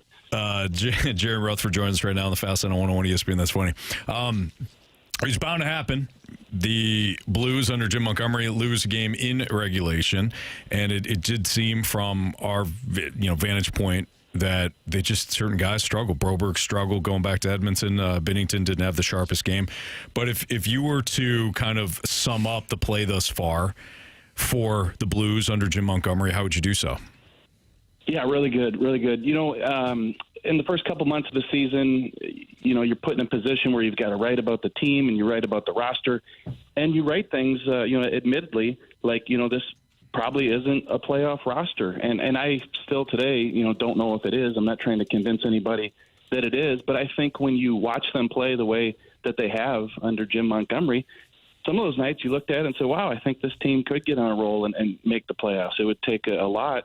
Even though they're just a few points out. I mean, you got to play really good hockey the rest of the year to get into that playoff picture. But I think it's been good. I think the energy's there. I think that's led to a lot of it. But, let's not overlook some of the tweaks that Jim Montgomery's made in the neutral zone, trying to tighten up things there. And I think letting the guys play to their ability offensively. I really did get the sense that, players, especially the forwards, felt like they were kind of being stifled a little bit. Pavel Buchnevich made the comment about, not working too much on the offense. And, I think that the goals have been on the rise somewhat with the team since Montgomery took over. And I think it's because the guys are starting to feel more comfortable offensively. JR, we getting some texts. What did you think about the effort? At times people are saying, oh, it's just a new coach bump. They'll be back to not playing well here shortly. And I said earlier, I thought maybe they looked a little bit tired, but when you have 6 of your last 7 games on the road, that could be a part of that. What did you think of the effort against the Edmonton Oilers? on Saturday. Yeah, I think 14 days in Edmonton will do that to you, right? They've been up there forever. I heard Curbs today. He said, what day is it? And I said, man, I know what he feels like. You're out of town so long. So it's been a long trip. Look, you never want to use that as an excuse. Heck, I've heard you say that, Carey, right? I'm not going to tell you that we can use that as an excuse. So, you know what? The new coach bump, it's hard to figure that thing out. It really is. Like we've been through a bunch of them here in St. Louis, and there's definitely something to it. How long does it take to wear off? Who knows? I feel like Jim Montgomery is a really good coach, and even when that honeymoon period kind of does wear off, and guys are getting back into the rhythm of okay, he's the coach. I think they're still going to be a better team because of Jim Montgomery's reputation, his history, the way he's gotten guys and teams to play really well. That game the other night wasn't their best. You guys just touched on it. Broberg, couple mistakes there. Bennington lets that last one in, and the Blues give up another goal quickly after they score one. There were just some things that didn't go their way. So, I probably wouldn't get too caught up in that. I'm looking at the big picture here that's their first regulation loss under Jim Montgomery, and, see how they get back on the horse tomorrow night against Vancouver and wrap up what's been a really, really tough road trip. And they've got a pretty good record. Jared, and we're talking to our guy, Jeremy Rutherford of The Athletic, here in the Fast Lane on 101 ESPN. Jared, do you see elements of a team that could have a big second half? I don't want to start getting into like the trade deadline and stuff. It just is so far away. But in general, do you see a team that is progressing to possibly having a nice second half here and then eventually getting into the playoff mix, or is it just still too early?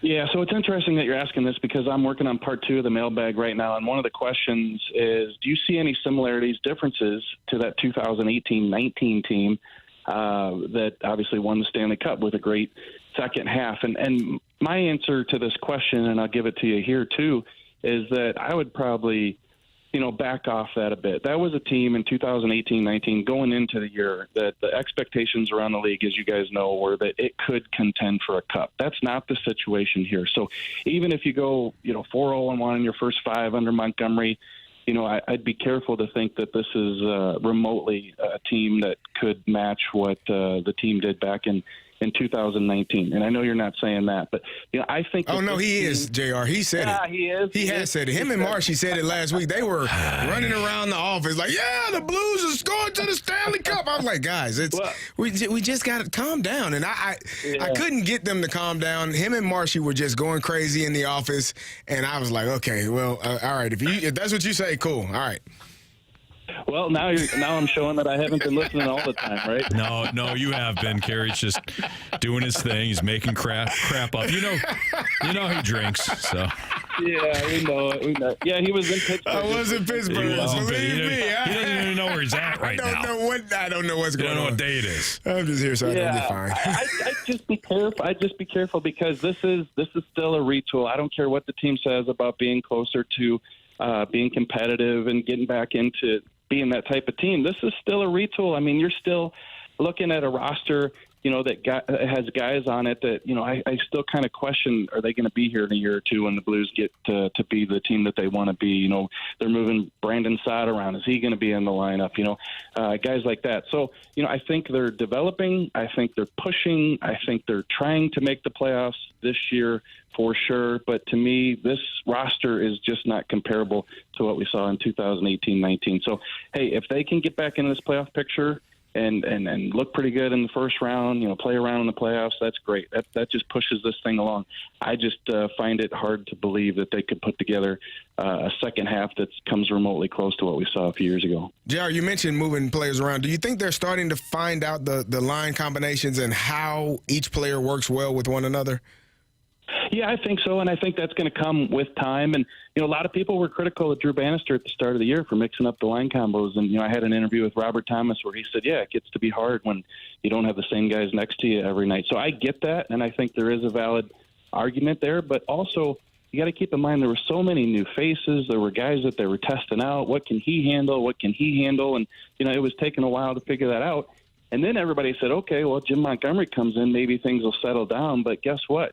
In his career, he's been a guy who's put him through the blender a lot in terms of the line combinations. But I think now that Jim's going to get in and get to that 10-game mark, 15-game mark, and now you're at the Christmas holiday, I think he's going to have a better feel for what he's got and who can play with who. So it's going to take some time. But to me, I'd tell people that, this is the situation that the Blues are in. They're trying to figure out what they have. So with that is going to come a lot of combinations. Jared, great stuff as always, and we do appreciate you listening to the show, man. Thank you. Always. And hey, what was it, Carey? Last year, I was in the car. I heard Renegade. I did the stupid thing where you take a video of your dashboard with the song blaring, right? And I sent it to Carey, and he goes, "Thank you. I'm going to send this to my friend who plays for the Browns. Thank you." So I think you sent that along. I might have sent it to Brian Schaefer. Yeah. Probably. Just a friendly reminder. Hey, you know what, JR? I might have to send that to him again. Just a reminder of what happened Sunday. I think he'd know. He needs to know again. All right, JR. We'll talk to you again next week, bud. All right, thanks, boys. Thank you. That's Jeremy Rutherford here in the Fast Lane on 101 ESPN at JP Rutherford. If you want to give him a follow on X, it's the Fast Lane on 101 ESPN. Andrew Marsh had himself a great weekend, or at least a great Sunday. He'll tell you about it in his game notes next on 101 ESPN.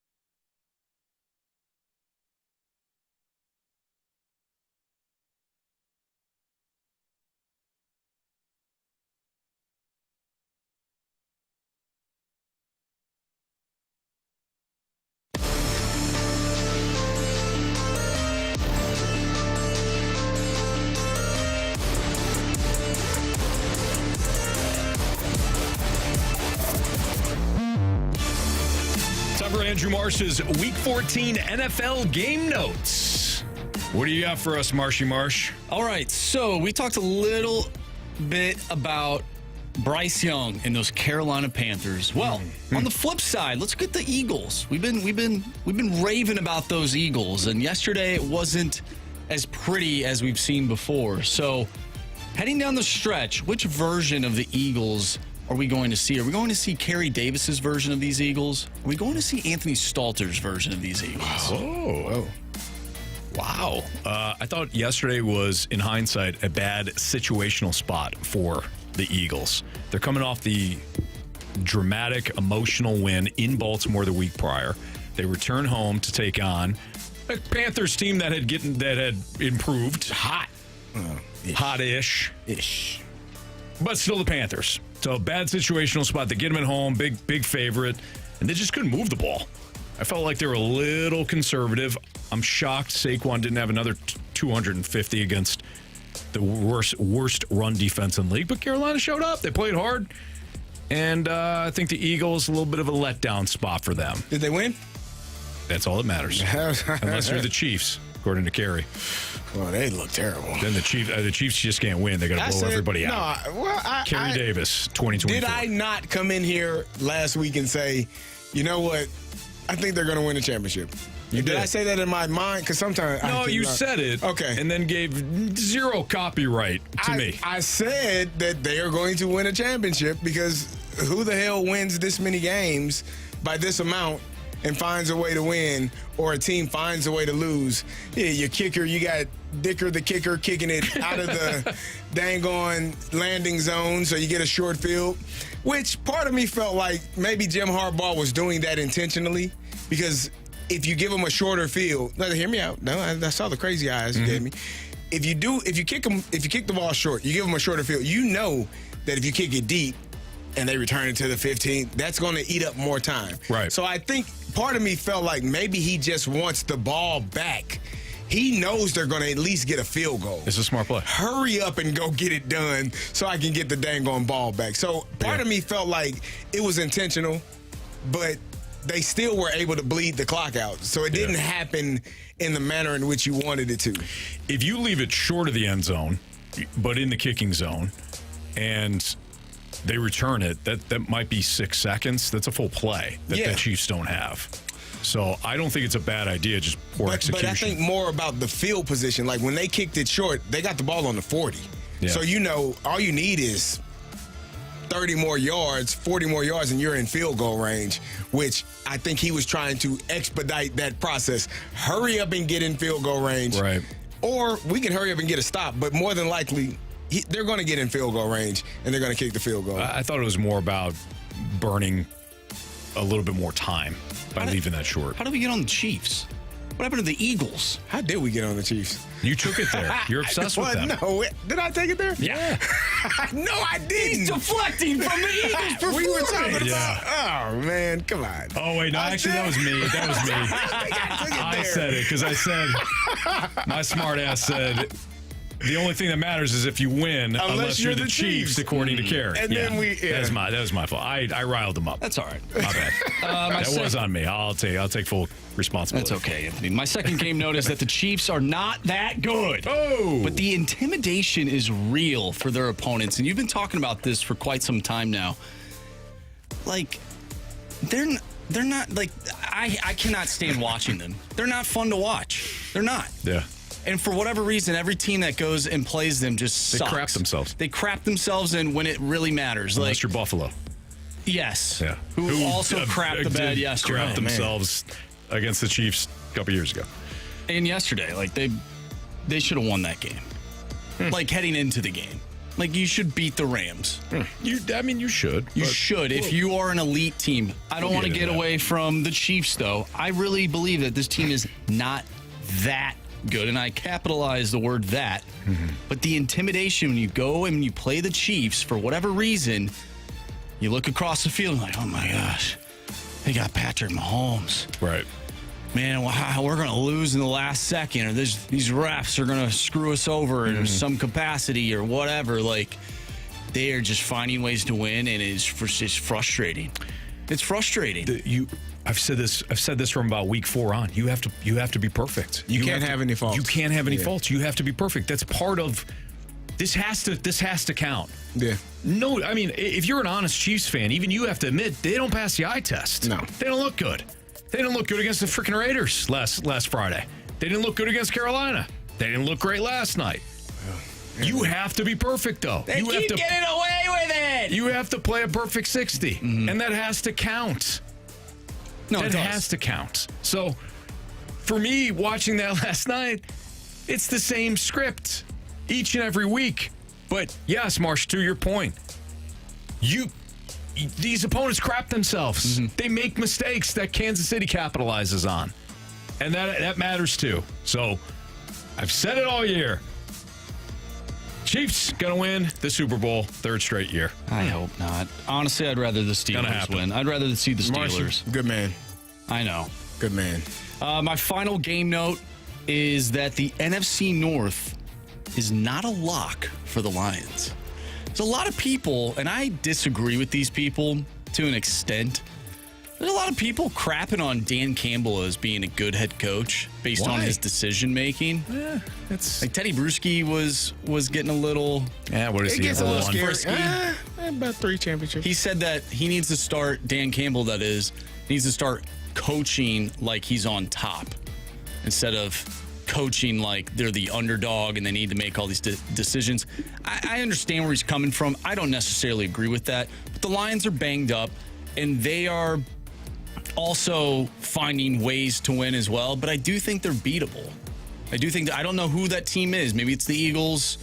You know, could it be like the Rams? And maybe we'll talk about that later in your game notes. Like, maybe it's the Vikings. I have no idea. Like, who knows? But I do think that they're beat. It could be the Packers. I mean, the Packers are right there, too. I'm sure they'll make the playoffs. Like, the NFC North, I believe, are 28-3 against everybody else in the NFL.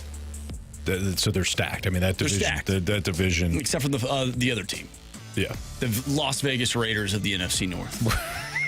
Right. The Chicago Bears. Hey, it's a fair shot.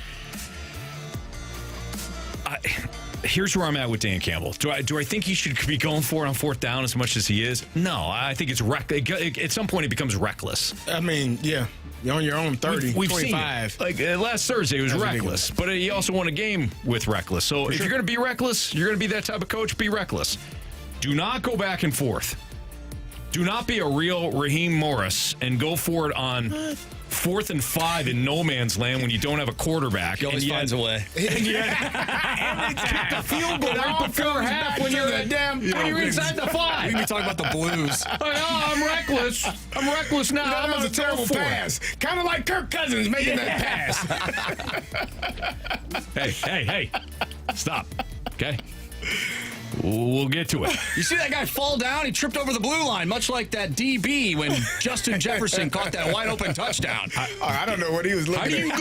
How do you go into the game yesterday not knowing that they have Justin Jefferson and Jordan Addison? Well, Anthony, it's the best wide receiver duo in the league. Anthony, how do you get that wide open constantly? Sometimes you forget. You prepare all week and then it's hard to cover people. Here's the deal. For a long time. I'm off crushing Kirk Cousins. He is who he is. I said it years ago with you, Marshy. Yeah. Guy sucks. All right? Well, he is what he is. He doesn't now. I'm sorry, he doesn't suck. Anthony. He's overpaid. He's not worth the money. He is a... He's not worth the money. Anthony, what else are you going to do? Huh?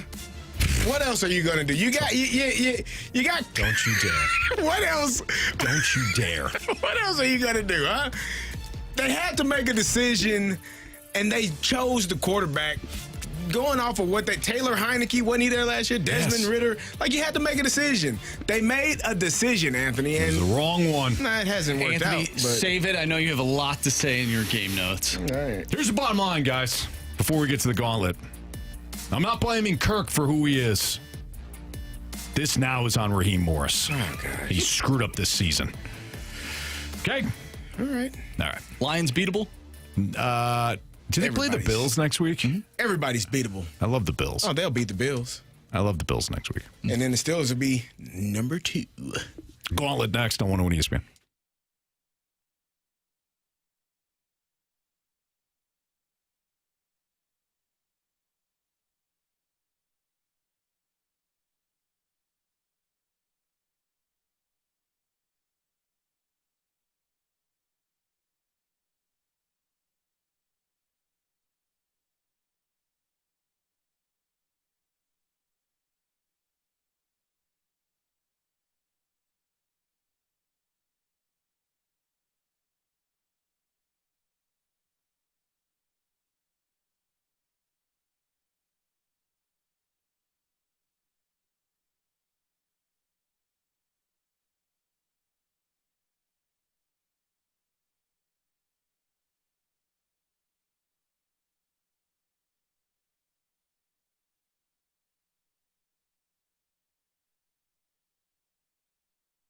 Hey, it's Carey, and if you're a contractor or you own a business that needs recycling, you need to learn about my good friends over at Scrap Mart Metals. They're tailor-made for your business to meet your schedule and budget.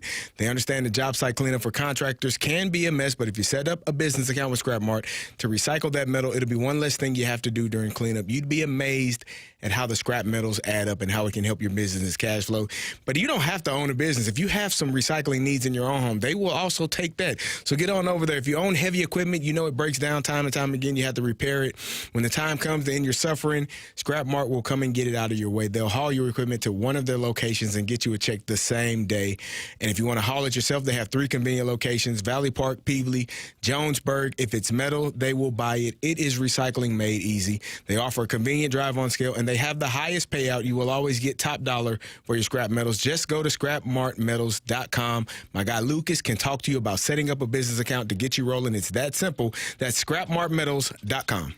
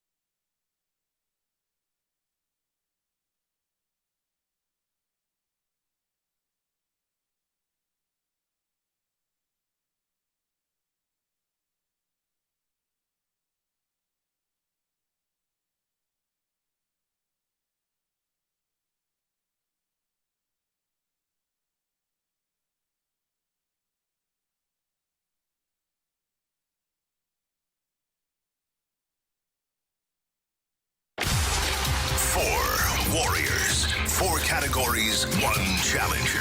Can you survive the Gauntlet? Brought to you by Blue Note Roofing. Roofing, siding, and gutters. Visit BlueNoteRoofingSTL.com for a free inspection.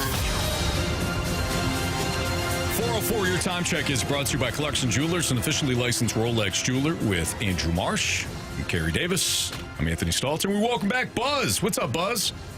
What's up, guys? How we doing? Doing great, man. So you got to celebrate all weekend long after beating Carey in the Gauntlet. Freedom Friday. Yep. Freedom Friday victory. Parties all weekend. Yeah. All weekend over I here. believe that. All right, so for round 2, are you taking on Marsh or me? Let's go you. Let's take it. Let's do it. Oh, but Buzz, this Anthony, let's do it. This seems a little sporadic. I thought maybe you were thinking about it all weekend. Too much partying? Oh man, just nonstop. Yeah, you know the natties get to you, and you kind of get a fuzzy mind. And yeah, it makes sense. I had a plan, and now I just went with the gut. So okay, you know what I think it is? I think he thought about it all weekend, but then he rethought about it after he watched your Falcons get beat up in the manner in which they did, feeling like you're probably not feeling at your best, and said Anthony's the one today. Anthony, are you ready for tennis yet, or what's the deal? He's been ready for 2 months for Michael Penix Jr. Absolutely. Yeah. I've been ready since April. Draft day. To put Michael Penix into the starting line. Yep. All right. Good luck, Buzz. Thanks. All right, Anthony's getting out of here, going to the cone of silence. Buzz, tell Marshy to spin that wheel. Yeah, spin that wheel, Mark. All right, Buzz, you know how it goes. If you get the answer correctly without any options, you get 2 points. If you answer correctly with an option, you get 1. And if you answer incorrectly, you get no points. Is there a category that you would prefer? Well, let's do football. That'd be fun. Oh, okay. Well, it's not football. It's not at all. Yeah. What do you think it is, Buzz? Probably hockey or random. It is random. Yes. Anthony hates random. He does hate random. He hates it. And he also hates being in the corner, so we'll see how this goes. Yeah, that'd be great. All right. Long before the 2 Best Actor Oscars, Tom Hanks starred in a short-lived ABC sitcom titled what? Give me the options here. Is it Bosom Buddies, Mork and Mindy, or The World According to Garp? Man, I should know that. Let's go Mark and Mindy. Final answer? Final answer.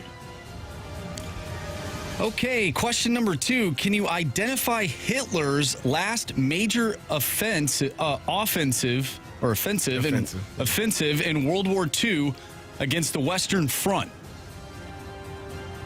Let's go options here. Options are the Battle of the Bulge, the Battle of Tippecanoe? Tippecanoe? Tippecanoe? Yeah, I don't know. Probably should have paid attention more in class. Or the Battle of Amway. I think the final thing. I think that's Battle of the Bulge. Final answer. Question number 3. What is the highest selling, most popular Girl Scout cookie according to data found on the organization's website? I mean, it's got to be Thin Mint, right? Let's go Thin Mint. Final answer. Question number 4. In 1926, who became the first woman to swim the English Channel? Options. Options are Marie Thatcher, Babe Dietrichson, Zacharias, or Gertrude Ederle. I'm sorry, can you repeat? I'm just kidding, Mark. Let's go with B, final answer. Okay. Man, I'm getting screwed on these pronunciations. Let's get Anthony back in here. Oh, he's going to need the options, isn't he? Buddy. Buzz, how do you feel? I don't know. It's about as good as those pronunciations. So. Not as good as Mark right now. We're in the same boat. We're all in here learning at the same time. How are you, Anthony? Good. How we do? I feel like this is a weird vibe. Let me ask you first. How do you feel? I feel good. I was alone there in the cone of silence. Just a man in his thoughts. Yeah. Okay, what were you thinking? I'll probably get ready for hockey. Okay. Well, you shouldn't get ready for hockey. It's not hockey. It's random. Marshy. Back on up. Yeah, a huge one. All right, here we go. Long before the 2 Best Actor Oscars, Tom Hanks starred in a short-lived ABC sitcom titled what? Tom Hanks was in... It's a sitcom? That's what it says. I want to say Bosom Buddies. But I don't know if that's... I'll take the options. Is it Bosom Buddies? No! Mork and Mindy or The World According to Garp? Bosom Buddies, final answer. Question number 2. Can you identify Hitler's last major offensive in World War II against the Western Front? I cannot. Can I have the options, please? Yes. Is it the Battle of the Bulge, the Battle of Tippecanoe, or the Battle of Amway?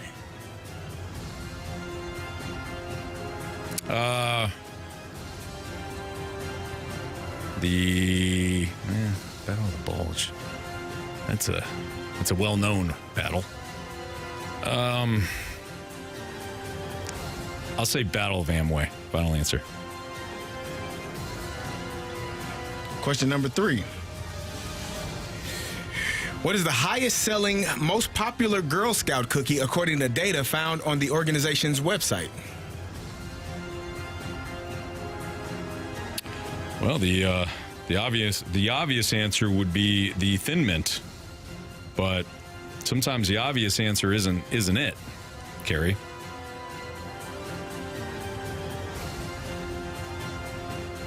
But sometimes it is. Give me the Thin Mint. Final answer.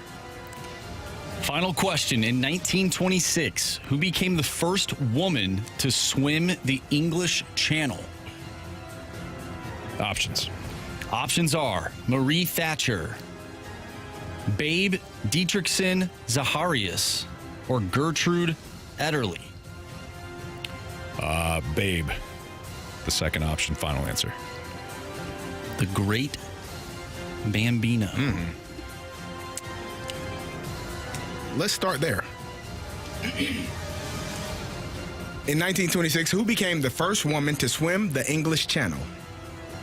Buzz, you said Babe Dietrichson Zacharias. Anthony, you also said Babe. Correct answer is? It is Gertrude. Gertrude Ederle. We had a 0-0 tie. I know you knew that one, Anthony. Yeah, he did. Let's go to this question. I did not. What is the highest selling, most popular Girl Scout cookie according to data found on the organization's website? Buzz, you said Thin Mints. Anthony, you said Thin Mints. The correct answer is? It is Thin Mint. But neither of you needed the options. Yeah. It's 2-2. Let's go to the first question. Long before the two Best Actor Oscars, Tom Hanks starred in a short-lived ABC sitcom titled what? Anthony, you said it's gotta be Bosom Buddies, but it might not be Bosom Buddies. And then you took the options and you said Bosom Buddies. Buzz, you said Mork and Mindy. Correct answer is? Well, of course, it's Bosom Buddies. It is Bosom Buddies. Anthony has a 3-2 lead.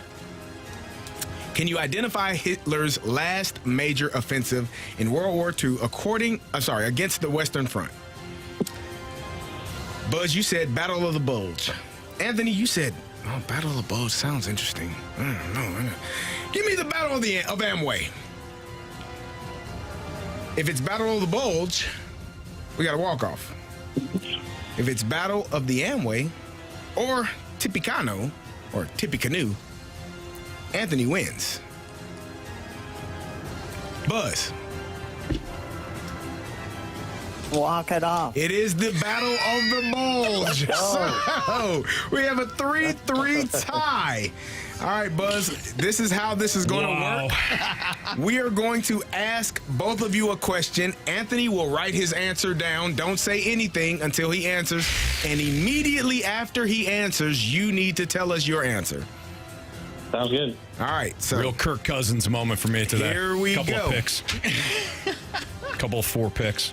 And I need the year on this. Okay. Of course you do. So You could have a drive against Philly. It could happen. Yeah. when you ready? You guys ready? No. You got your pen? Yep. You ready, Anthony? Yeah. When did Captain James Cook discover the Great Barrier Reef? That guy's a running back. Yeah, he he's is. a running back, so it couldn't have been that long ago. All right.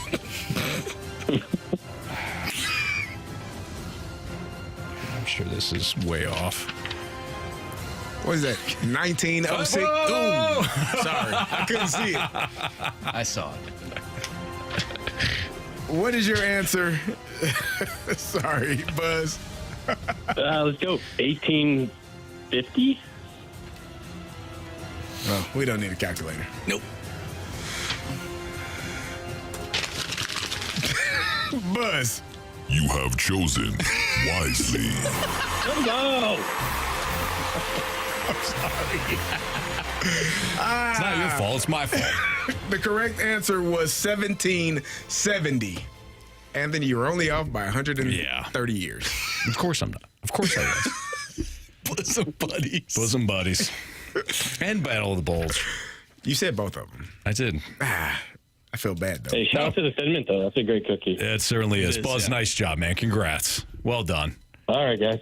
Thank you. You know who you are, Buzz? You're the Kansas City Chiefs. Stay alive, man. Don't. You took advantage of your opponent crapping down his leg. Nice job. You'll be back tomorrow. All right, guys. Have a good one. You too. you. See you, Buzz. See See you guys. Sorry. Don't apologize. He did answer very Okay. quickly, though. I'm the Chargers.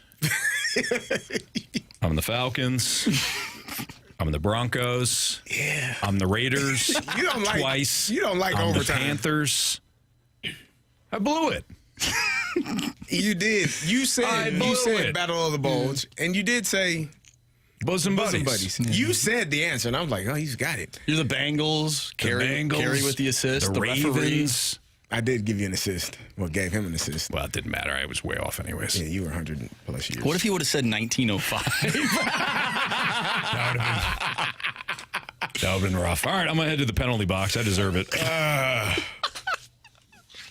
What are we talking about next, Marsh? Juan Soto. Okay. He's pretty good. Smart move to not get Juan Soto if you're the Cardinals. I don't care. That's next on 101 ESPN.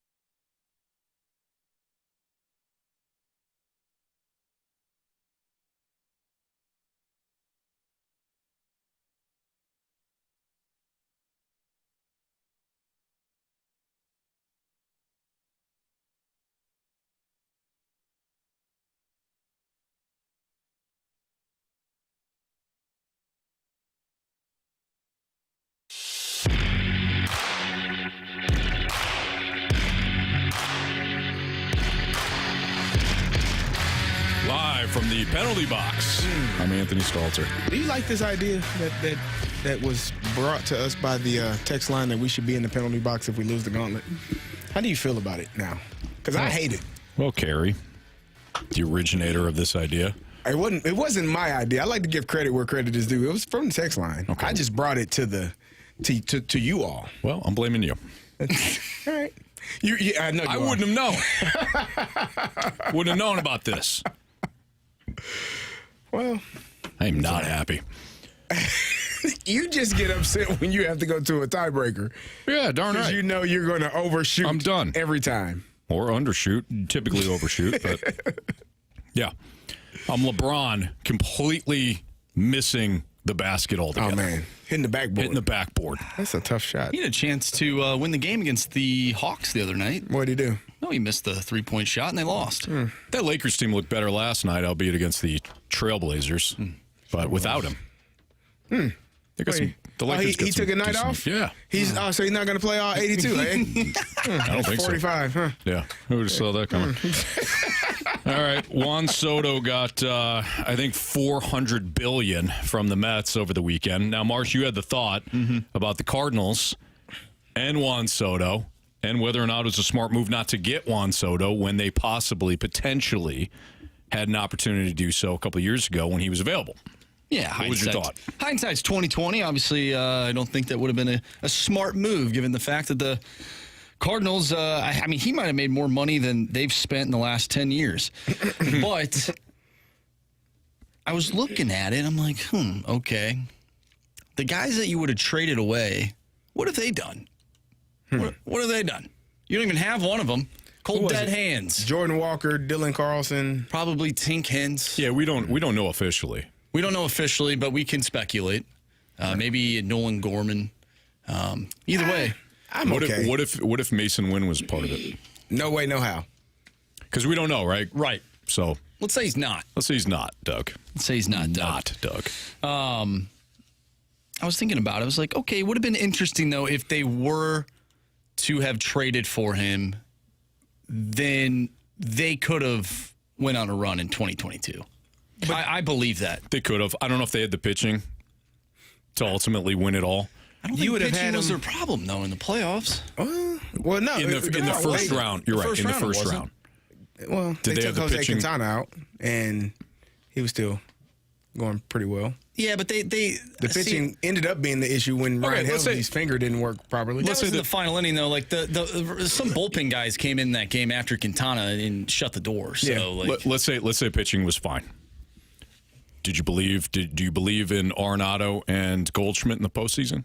Because those guys didn't show up either. If Juan Soto was in the lineup, maybe. Maybe they win 2 games and then those guys figure it out and don't get just 2 games to figure it out. Okay. I don't know. I'm just playing hypothetical. Sure. You make a move like then let's just do this. You make a move like that, you better win the World Series because you weren't going to pay him $765 million. Oh, goodness gracious! You probably would have done what the Padres did and trade him, or you held on to him and then watch him become a New York Met. So if you're going to make a move like that, you have to win the World Series because regardless of if Gorman and Walker and Tink Hens, let's just start with those 3 guys. Yep. If they don't become superstars, okay, what if they become average starters, though?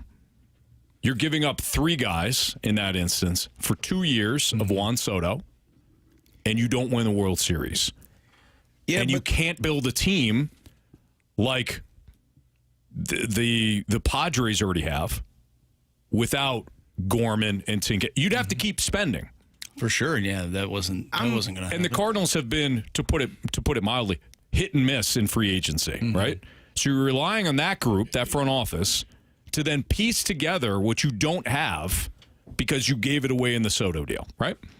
So if you win the World Series that year, Marsh, conversation's over with. Trade worked out. You won a World Series. Now you'd have to figure it out on the fly still. Because you're not going to pay Juan Soto $765 million. I will say, though, the Padres did get some good players back in that deal with the Yankees. That's what I was going to say, yeah. Do you think the Cardinals would have the huevos rancheros to trade him? Because I don't. before he got to, I would. I think they would have. You would have. I would have asked him a simple question. Same what group. do you want? Same group. $700 million. Sounds good. We're going to trade you. To the New York Yankees. Same group that held on to Goldschmidt. Same group that might hang on to Ryan Helsley, right? Oh, I think they will. They might hold on to Arenado. This is the most risk-averse organization in all of sports. So, yeah, you could do what the Padres did, and they got a great return. They got a starter in Michael King out of it. Yeah. I don't think the Cardinals would have traded Soto. I think they would have held on to him. And let him walk in free agency? And get the qualifying offer. That's you think we get Michael Wacha out of that? You think the Cardinals would have traded him? I think you would have had to, knowing that he was going to demand so much money. And I don't think they have I don't think they have the baseballs to do it. Oh, goodness gracious! I really don't, Anthony. Actually, you're probably right because they would have been, I would assume, in contention to make the playoffs. Probably exactly where they were last year. So correct. Second place. Wild. I mean, maybe they're a little bit better because Juan Soto makes you a better team. So we're talking about the 23 season, not the 24 season. So it would have been for he got traded. Excuse me, before the 24 season. So if you are, let's say he was here for 22, you make a run, you win, you don't win, whatever. He's here for 23. That team lost 91 games. So with Juan Soto on it, maybe you lose 81 games. I don't know. I don't know if he's worth 10 wins or 10 less losses. You're telling me at 81 and 81, they're going to run it back? They probably trade him. And the pitching was terrible. Because, there you go. Yeah. I trade him at that point, and now I get some pitching. It makes a lot of sense. Well, I don't think the Cardinals would have done that. Probably not. I think the Cardinals would have viewed it as, well, we gave up so much for him. We've got 2.5 years to try to win the World Series. That's how I view it. This is the same group that's considering hanging on to Ryan Helsley, who's 29, 30 years old, set for his last year of arbitration, and they're probably not going to pay him. Somebody should have a conversation. Well, we're having one right now. Well, I mean over there. Oh. Somebody should say, hey, his value is very high. Hey, it's you all go into the season, and he gets hurt. Yeah, but we're not going to have a closer when we win these games. You're not going to. Don't worry about it. I said, y'all laughed at me. I said you could put anybody in the closer position. Not anybody, but you could put somebody there, man. The Yankees had a closer by committee for a while. What did they do last year? Nothing, huh? They lost. The Dodgers. Where did they lose at? World Series. Oh, okay. they had a closer. They changed their closer. They did. Because it doesn't matter. Oh, it does. It doesn't. It does. Oh, my goodness. It doesn't matter for a team that probably won't win the World Series, let alone make the playoffs. All right. No, I agree with you. Yeah. Exactly. Yeah. What, Carey? Nothing. Nothing. It doesn't matter. No. Nobody laughed at you because of the Helsley thing. You did. You talked about We me. were taken aback by the fact that you called him overrated. In the scenario in which I explained very well. Okay. Hey, I got 5 more minutes to say something. I think Anthony wants to wrap up so we can I can get out of this penalty here. It's been here 8.5 minutes. All right, it's the Fast Line on 101 ESPN. We do have our Sports Six-Pack coming up, so 314-399-9646 is the Air Comfort Service text line. If you got a question for us, send it there, and we'll do it next in the Sports Six-Pack here on 101 ESPN.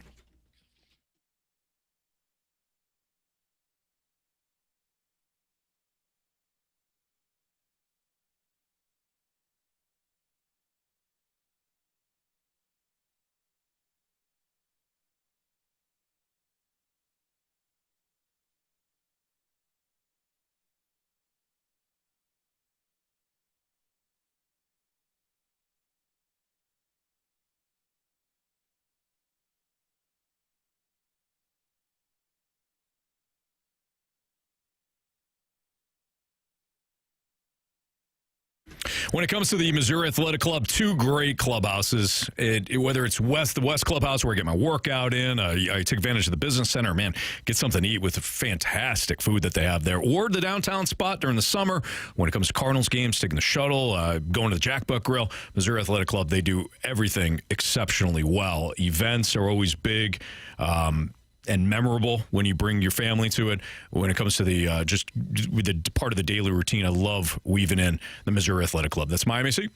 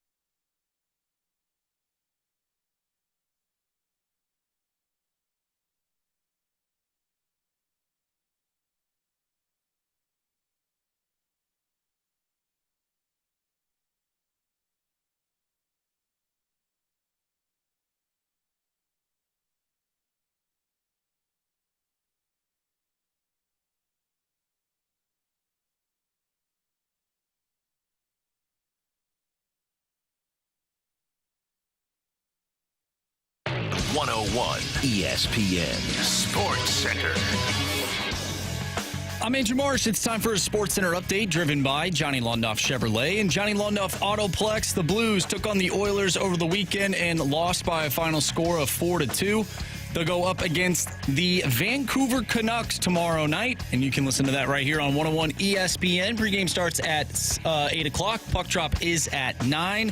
If you missed anything from today's show, including our interview with Jeremy Rutherford, our Blues insider from The Athletic, go to 101ESPN.com or check out the free Schaefer Door Company 101 ESPN mobile app. Just head to the podcast page, and you'll find all of our interviews and full shows there. That's all brought to you by Dobbs Tire and Auto Centers. Also, over the weekend, a big victory for Mizzou basketball as they defeated Kansas 76-67. We also talked about that in What's Trending, so go check it out on the podcast. And tonight, Monday Night Football, Bengals, Cowboys. You can listen to that right here on 101 ESPN. Pregame starts at 6:30. We have our six-pack coming up, Sports Six-Pack coming up next.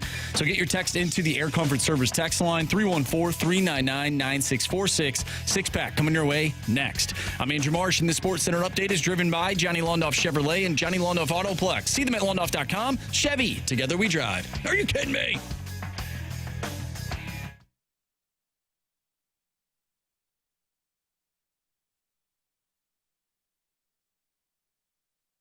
I have a question.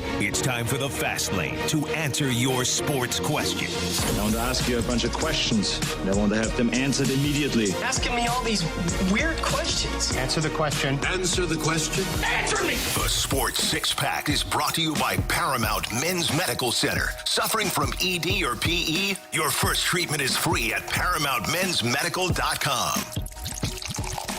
It's time for the Sports Six-Pack here in the Fast Lane on 101 ESPN. Carey Davis, I'm Anthony Stalter. Andrew Marsh, go. Question number 1. All right, Anthony, in that last segment, you said that the Cardinals are one of the most, if not the most, risk-adverse franchises in all of sports. We get a question from the 314, though. Isn't trading Helsley risk-adverse? Trading him? Like, that's the safe move. I think no. Not trading him is the safe move. Yeah. That's the thing that... I got my closer next year. I'm good. I don't have to worry about it. I don't have to look beyond that. How do we figure it out if we don't have a closer? I don't have to risk him going someplace else and having all this success. I don't have to risk trying to get prospects in return that may or may not do anything. Ryan Helsley's the known commodity in that whole situation. So no, that would be hanging on to him would be the risk averse, in my opinion. But maybe this is more subjective than what we're making it. But for me, hanging on to the known commodity is the less risky avenue. What do you think? I agree. I think it's easier to make a case for them to say, well, we didn't know if we traded him, what would we get back? We didn't get what we needed back. And, I mean, we got to have somebody to close these games. Right. Because how else are we going to make it to the World Series? Yep, exactly. It's a good way to put that. Hit the ball, score runs. Play defense. Score more runs than the opposing team. Develop talent. It helps. More bobbleheads. More bobbleheads. More fireworks. I don't think more Brock umbrellas. Now, you guys got him. I got him. That damn Brock umbrella. I swear, I'm there. You sign me up. I'm showing up. You bring back that dang on Brock umbrella, I'm there. More puzzles. No, I don't need any puzzles. They stole your puzzle, Marshy. Well, someone did. Yeah. I think it was Jamie. What type of terrible person steals a puzzle? Doesn't belong to you, and it's free. You got one at the gate, buddy. I hope they're missing Well, a maybe piece. not. Only a certain amount. They got there late and took advantage of someone else that showed up on time doing their part. Took advantage of me going to spend money on the concessions. Okay, giving more of my money away to that franchise. Here's the thing, though. Like I tell Madeline and Killian, if your toys are out or if your stuff is out and it's within reach of Lincoln, Lincoln will snatch it. Were you at the game? It's your fault. What I'm saying is it's your fault. That's fine. Okay. I just thought more of the great people of St. Louis, whoever that one person is that stole my puzzle. Well, now you know. Lesson learned. You think that person listens and is like, man. Yeah, they probably won the Gauntlet. Talking about me. They definitely beat me. Not Buzz. They definitely beat me if they ever played me. Question number 2. From a 314. In the next 5 years, which division will have the best quarterback crop? Ooh. Okay. Let's see here. I mean, right away, you got to go to Mahomes, Herbert, Knicks, and whatever crap the Raiders are rolling out. That's one. AFC North, though, Burrow, Lamar. What about the NFC North? We get to see J.J. McCarthy Goff at some point. Goff. I call him Goff. Jared Goff. Or the NFC West. You're not a Dak fan, though. You mean the Giant NFC East? Excuse me. I'm fine with. You mean Kirk Cousins light? The NFC East? Yeah. What do you say Kirk Cousins light? Dak. What did Dak do to you? Nothing. He's definitely not. He's fine. He's definitely not Kirk Cousins. No, he's better. He's better than Kirk Cousins. Not by much, though. Oh, goodness. I'll still say the AFC West. Mahomes, Knicks, Herbert. I don't like it. Desmond Ritter. See, that's why. Yeah, nah. I don't like it. Desmond Ridder, revenge week. What if it's the NFC South? Well, I guess It won't be. Bryce Young, Michael Penix Jr., I know you're waiting on that moment. It's going to be electric in that dome. Mercedes-Benz Dome, when Michael Penix Jr. is the starting quarterback. Come on, man. You're just trying to rile the guy up. Nah, I mean, he's a It's like, left-handed don't get the dog riled up. black quarterback named Michael.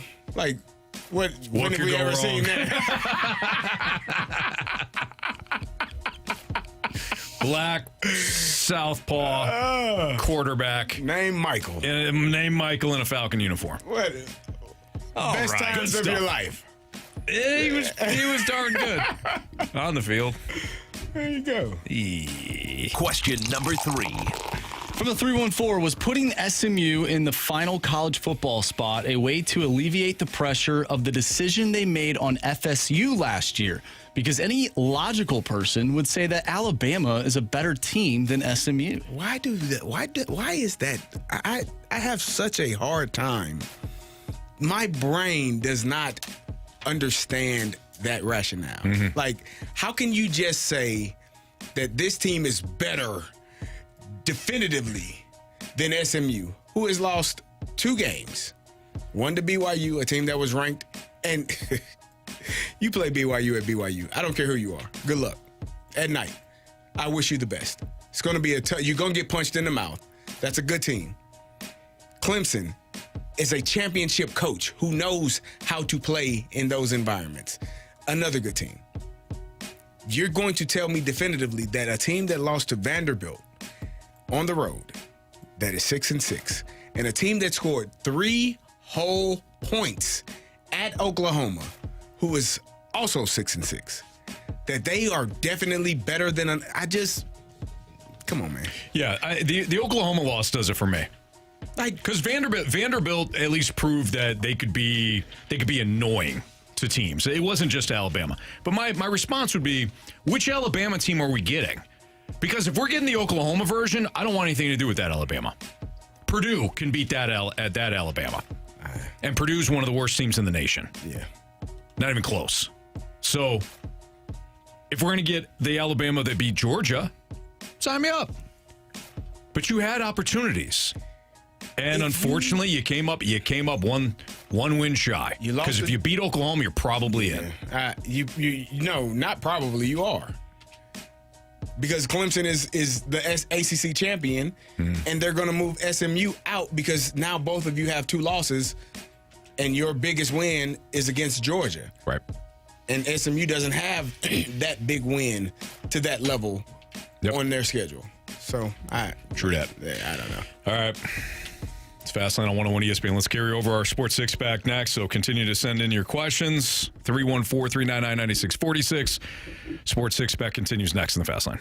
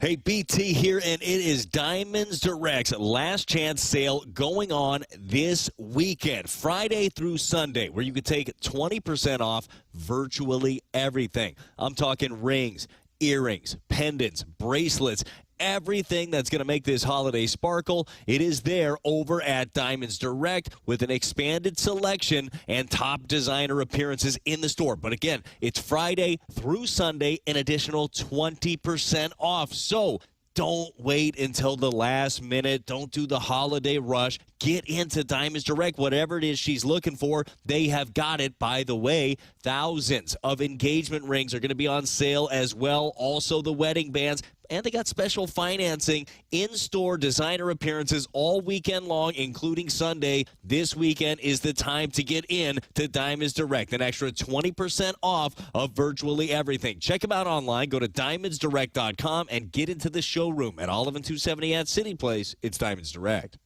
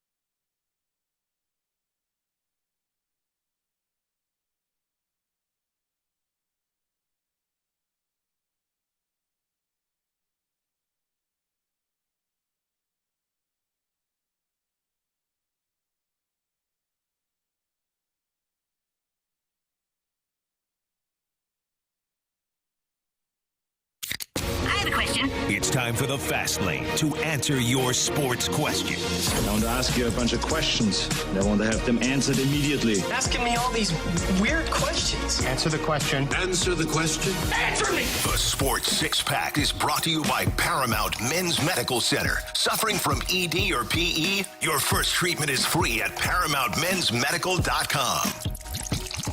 All right, so time to get those questions into the Air Comfort Service tax line, 314-399-9646, as we continue our Sports Six-Pack now. Question number 4.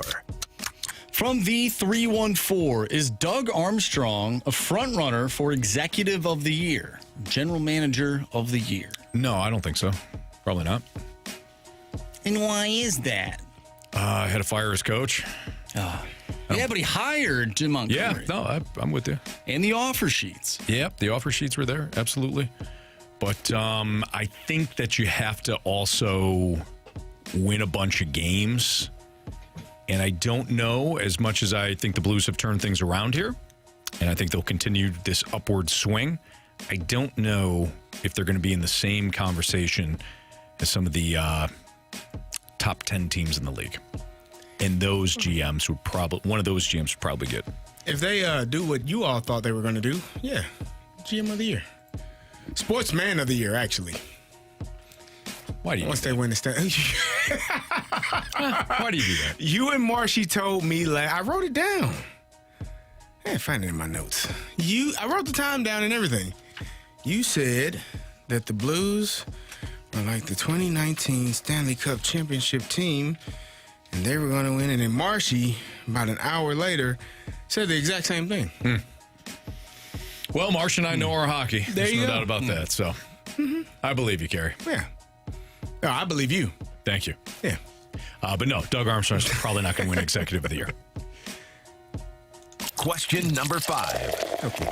From the 618, is Kansas City just getting extremely lucky in these games, or are they just doing as little as possible to win the games and get through them? So like it's by design. I don't think this is by design. I think they would rather blow everybody out and not have Patrick Mahomes face the pass rush until the bitter end. So there's when you're a really good team, maybe not as explosive or not as dominant as we're accustomed to seeing them be. But they are a championship team. They know how to win. They know how to go about their business day to day. The thing that they are doing or able to do is allow you to make the mistake. Correct. It's kind of like a boxer that's a counterpuncher. Like you swing and miss, and then they hit you, and then they knock you out. Now you may have been getting the best of them for the most of the fight, but they understand that as soon as you make a mistake, I'm going to knock you out. And so that's kind of what the Kansas City Chiefs do. They're just consistent. They're not great at anything, in my opinion. They haven't shown me anything that I said, they can run that ball. Nope. The explosive plays the best thing they do is find open receivers in zone coverage, which, again, for the life of me, why people don't play man-to-man against them, I don't know.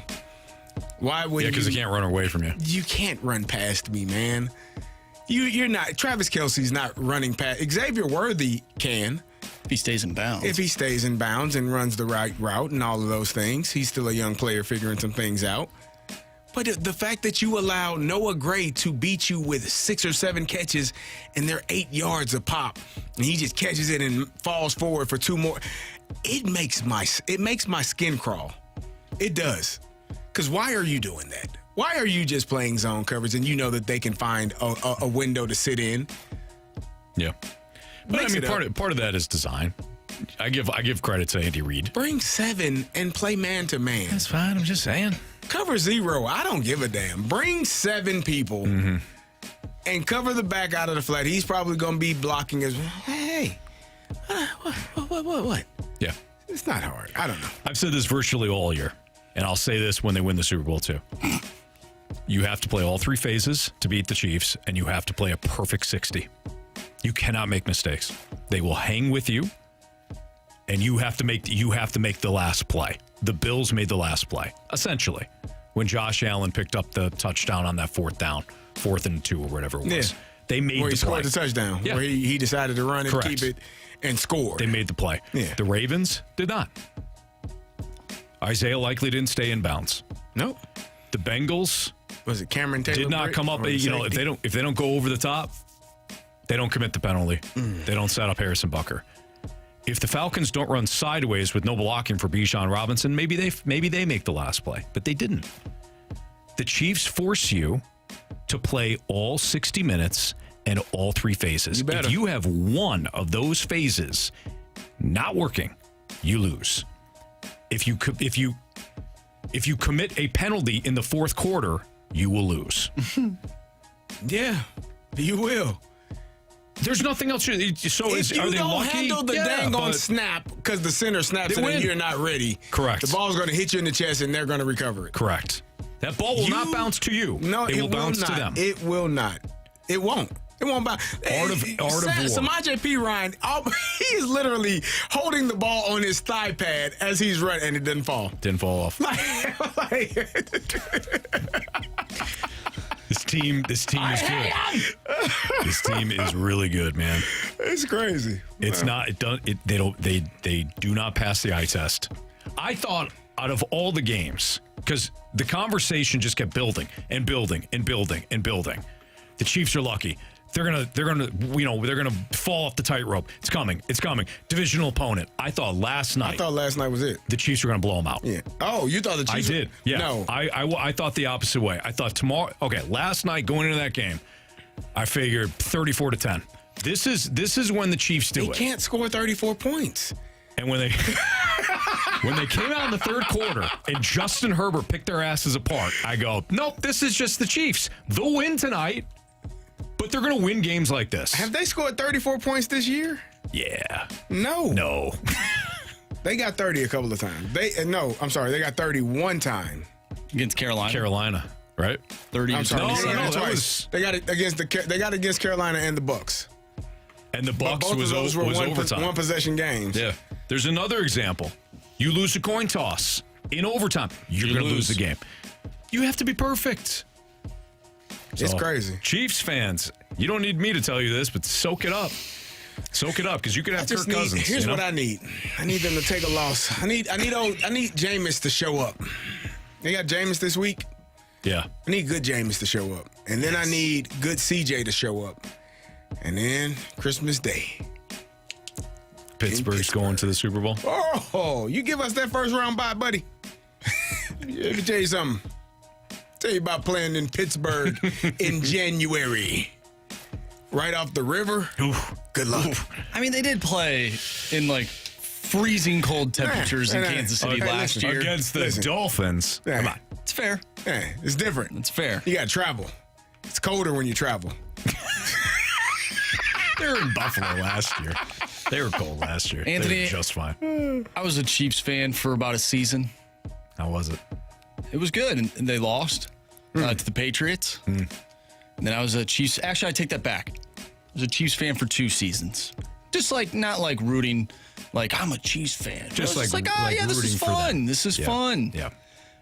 I don't like them anymore. Well, I don't. That's what happens when you win a lot. People start to not like you. I don't like it. You can win in America. America loves winners. Just don't win too much, or we'll hate you. Oh, it's the American way. I like seeing different teams. That's harsh. I think it's the truth. Let's really chunk this, okay? Let's break this down. It's the fans. Let's break this down from a fundamental standpoint. Do we like winners in America? For sure. Yes. If you win too much, though, Patriots, Chiefs, Bulls, Yankees, Dodgers, dumbasses, Yankees, Golden State, Bulls, we're going to hate you. I think that's more of it's a fact. An issue of that person that hates winners. No. Peoples. You know how you combat that, Anthony? It's not person. It's many of people. There's already plural. You just pick the team that is most likely going to win in whatever sport it is. How are your you Kentucky just ride Huskies, that bandwagon. Your Connecticut Huskies doing? Oh, they're off to a rough start. It's all right. They'll be there. Yeah. And they're not mine. They are. Until the tournament. I'm very clear about this. I'm a tortured Falcon fan to the playoffs. Then I'm a Chiefs fan. Okay. Did you make Killian watch the yeah, did he watch yesterday? Did he watch the Falcons game with you? Did you force it? Did you force that young lad to watch that? I got a Vikings helmet if he's willing to switch teams. We did the red zone. When they tied it up, we got excited.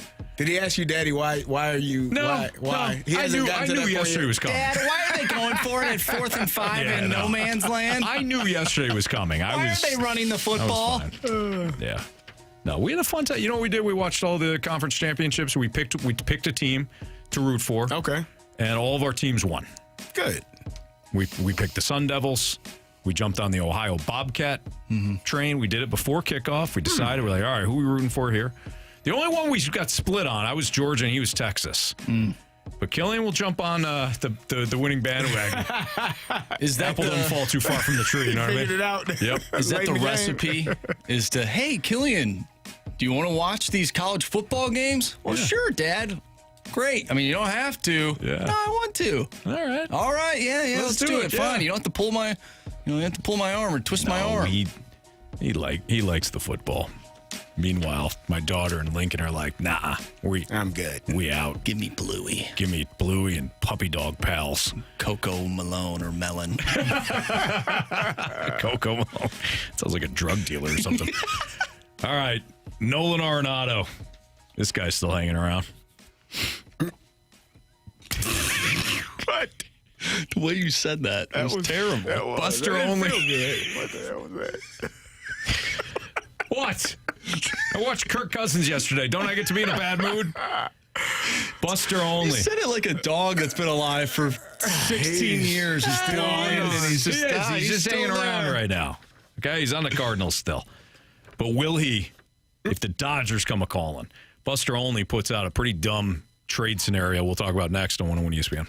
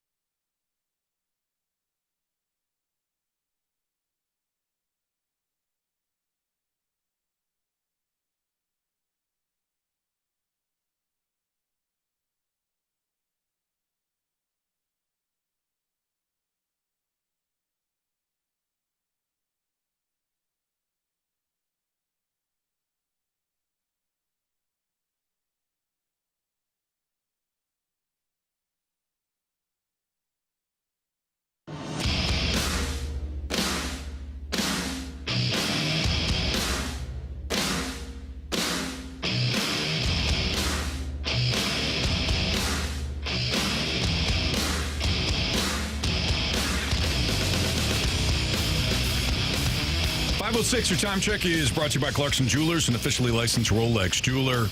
Derek Gould tweeted this out about an hour ago. New Cardinals hitting coach Brant Brown spent some time recently with Nolan Arenado. And manager Ollie Marmol says he has talked with Arenado. And while he's with the Cardinals, he's, quote unquote, invested in being a Cardinal and direction the club is headed in. So,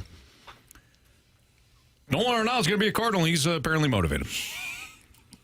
Motivated to keep wearing that Cardinal white. Carey, how do you feel about that? Yeah, you're not excited? What about the Cardinal red, the city jersey? City Connects? Yeah. Cardinal white, Cardinal red, Cardinal gray. Yeah, you're excited. He wants to be covered in it, says Nolan Arenado. Who wouldn't? Buster Olney also tweeted out this. This was a couple days ago. Rival execs say that if the Cardinals are going to move Nolan Arenado, who is owed $64 million, they expect St. Louis would have to either eat some salary or take on a contract a trade partner wants to move. For example, the Dodgers are paying Chris Taylor $17 million on his deal. If the Dodgers want him, seems like there's some middle ground to be found. So if the Dodgers want Nolan Arenado, they could acquire him from the Cardinals, take on the $64 million, and trade Chris Taylor and his $17 million to the Redbirds. How did Chris Taylor do last year? Not great. Why would the Cardinals do that? To dump the contract of Nolan Arenado. So you're just gonna? That's where we're at on this. Dump the deal on somebody. Take the other team's garbage, and you probably release Chris Taylor and eat the $17 million instead of the $64 million. Exactly. Well, I mean, Anthony, if I'm being honest, he might be a Cardinal. Who? Chris Taylor. Oh. He played left field, third base, second base. What are you talking about? Yeah, not well, but he can play. But he can do it. Right. So, well, he had a home run that won the Dodgers that wild card game a couple years ago. 5 years ago. Even better. Does he want to be here, Anthony? I don't know. But you're right. That's all it takes. Well, hell. He can play multiple positions. He's got a spot here. Yeah. I think we should all lower our expectations here with Arenado in a trade. As soon as he's dealt. Is that all you get back? Yes. It's no prospects? It's nothing? It's a salary dump. Well, then you're not trading them. You're going to ride this thing out. I don't think they're looking for top dollar. I think they're looking to get rid of top dollar. For just my sense. For nothing? Well, not for nothing. You get out of the $64 million. And then you could take those funds and put them in your back. You could put them in the Brockabrellas. The Florida Brockabrellas facility that they're all talking about. I'm going to say no thank you. Okay. What are you going to do with Arenado? So there's a position on the field, third base. He's been stellar at it, like 10 or 11 gold gloves. He's been really good. That's where he's going to be. Monday through Friday, Saturday and Sunday. Sunday optional. You can get a rest day. Okay. Getaway day. Yeah. Okay. Oh, he's playing. So you're keeping him? Yeah, well, why would you trade him? Just to get the money. Now, you are here in this city, and Marshy, you are as well. You are. I think you're a Cardinals fan. You've been here long enough. You are definitely a Cardinal fan. Marshy, you're born and bred here. Yes. Cardinal fan here. Me, myself. You think that's going to go over well? You get nothing in return. You're just dumping salary to say the hell with it. It's not going to go over well. So then, nah. Yeah, I don't. But this fan, I don't know. I don't think when recently have the Cardinals front office been cared? What do they care? They don't care. Anthony, are you shocked though that he wouldn't get you anything? He hasn't played to have that type of value. Right? Yeah. I didn't know where you're going with that question, but yes, this is good enough. This is the conversation. He's a declining player, with a big salary. This is the problem, and this is why you do this before it gets to this point. This is also a reason that you do this before Ryan Helsley gets to this point. Move him now. You should have moved him at the deadline. Nobody wanted to do it. You need to move him now. Because if he goes out there and he does not perform, he had 44 saves last year, if I'm not mistaken. He gets half that, 22. Because of a number of different factors. Lineup not nearly as good. Not as many opportunities to save games. Right? Right. And when you do get in, you don't pitch or you struggle. Maybe you have more blown saves next year. This is a reason. This should be a reason why you do this now. So you don't run into – if you don't learn anything, you continue to make the same mistakes, and that becomes mind-boggling for me. Like Nolan Arenado last year was an opportunity – I'm sorry, in 23 – not this past season, but in 23 was an opportunity to do something. Fresh off of a top 3 MVP finalist season, your team stunk. You could have gotten something in return. Now you're telling me the best you can get is I'll take the salary, but you take this player who batted .202 last season, but he can play multiple positions. I think that. And had an OPS of 540. Look. Come on, man. We are in the offseason, which means we're talking about the business side of things. This would be a business move for the Cardinals. I'm not telling you have to like it. I don't like it. But if you're reading the tea leaves on this, he's either going to be a Cardinal or they're going to unload his salary and be done with it. Well, that's why you can't not acquire. That's why they haven't done anything yet. Clearly, right? Because there's no interest, and the longer you wait on Ryan Helsley, there's not going to be as much interest, right? And you're taking a gamble. Again, you can his value will be higher at the deadline if he performs as well as he did last year. Arenado? No, Helsley. Oh, gotcha. But that's a gamble. Yeah. Yes, because he could also get hurt. He could also get hurt. Yep. Or right before the deadline. All right, it's Fastlane on 101 at ESPN. We'll continue to wait to see what happens here with the old Cardinal rallies. My game notes are coming up. And I've got to talk about smart organizations and dumb ones.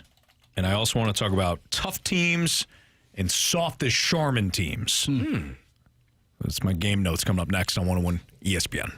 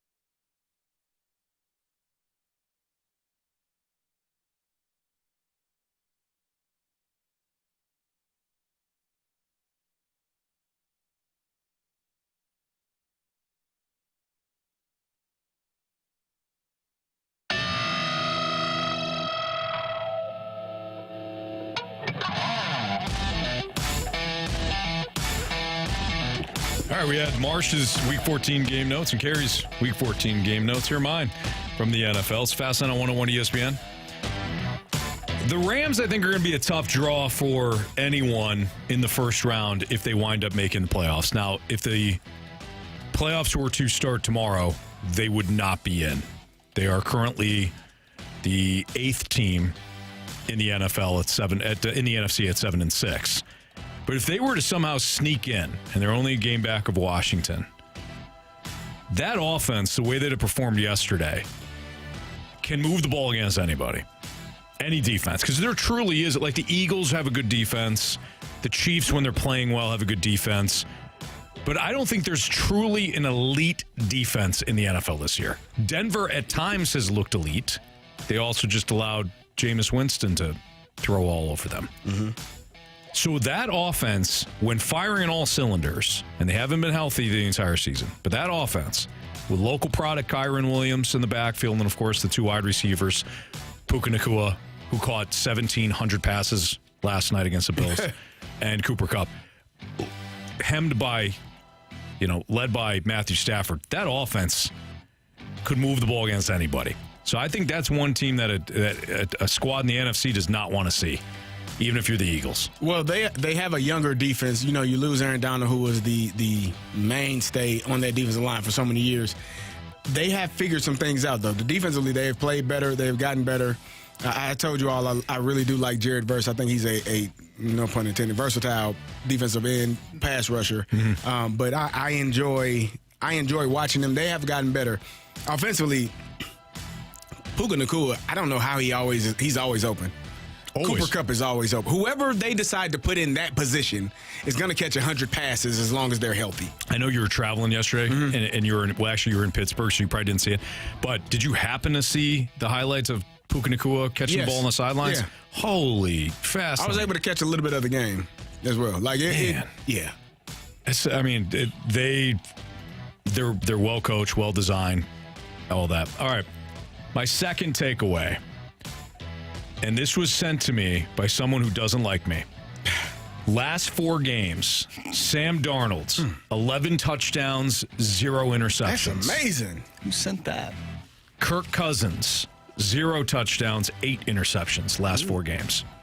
Does he not know the goal is to throw to the team in the color jersey that he's wearing? I'll give Kirky football this.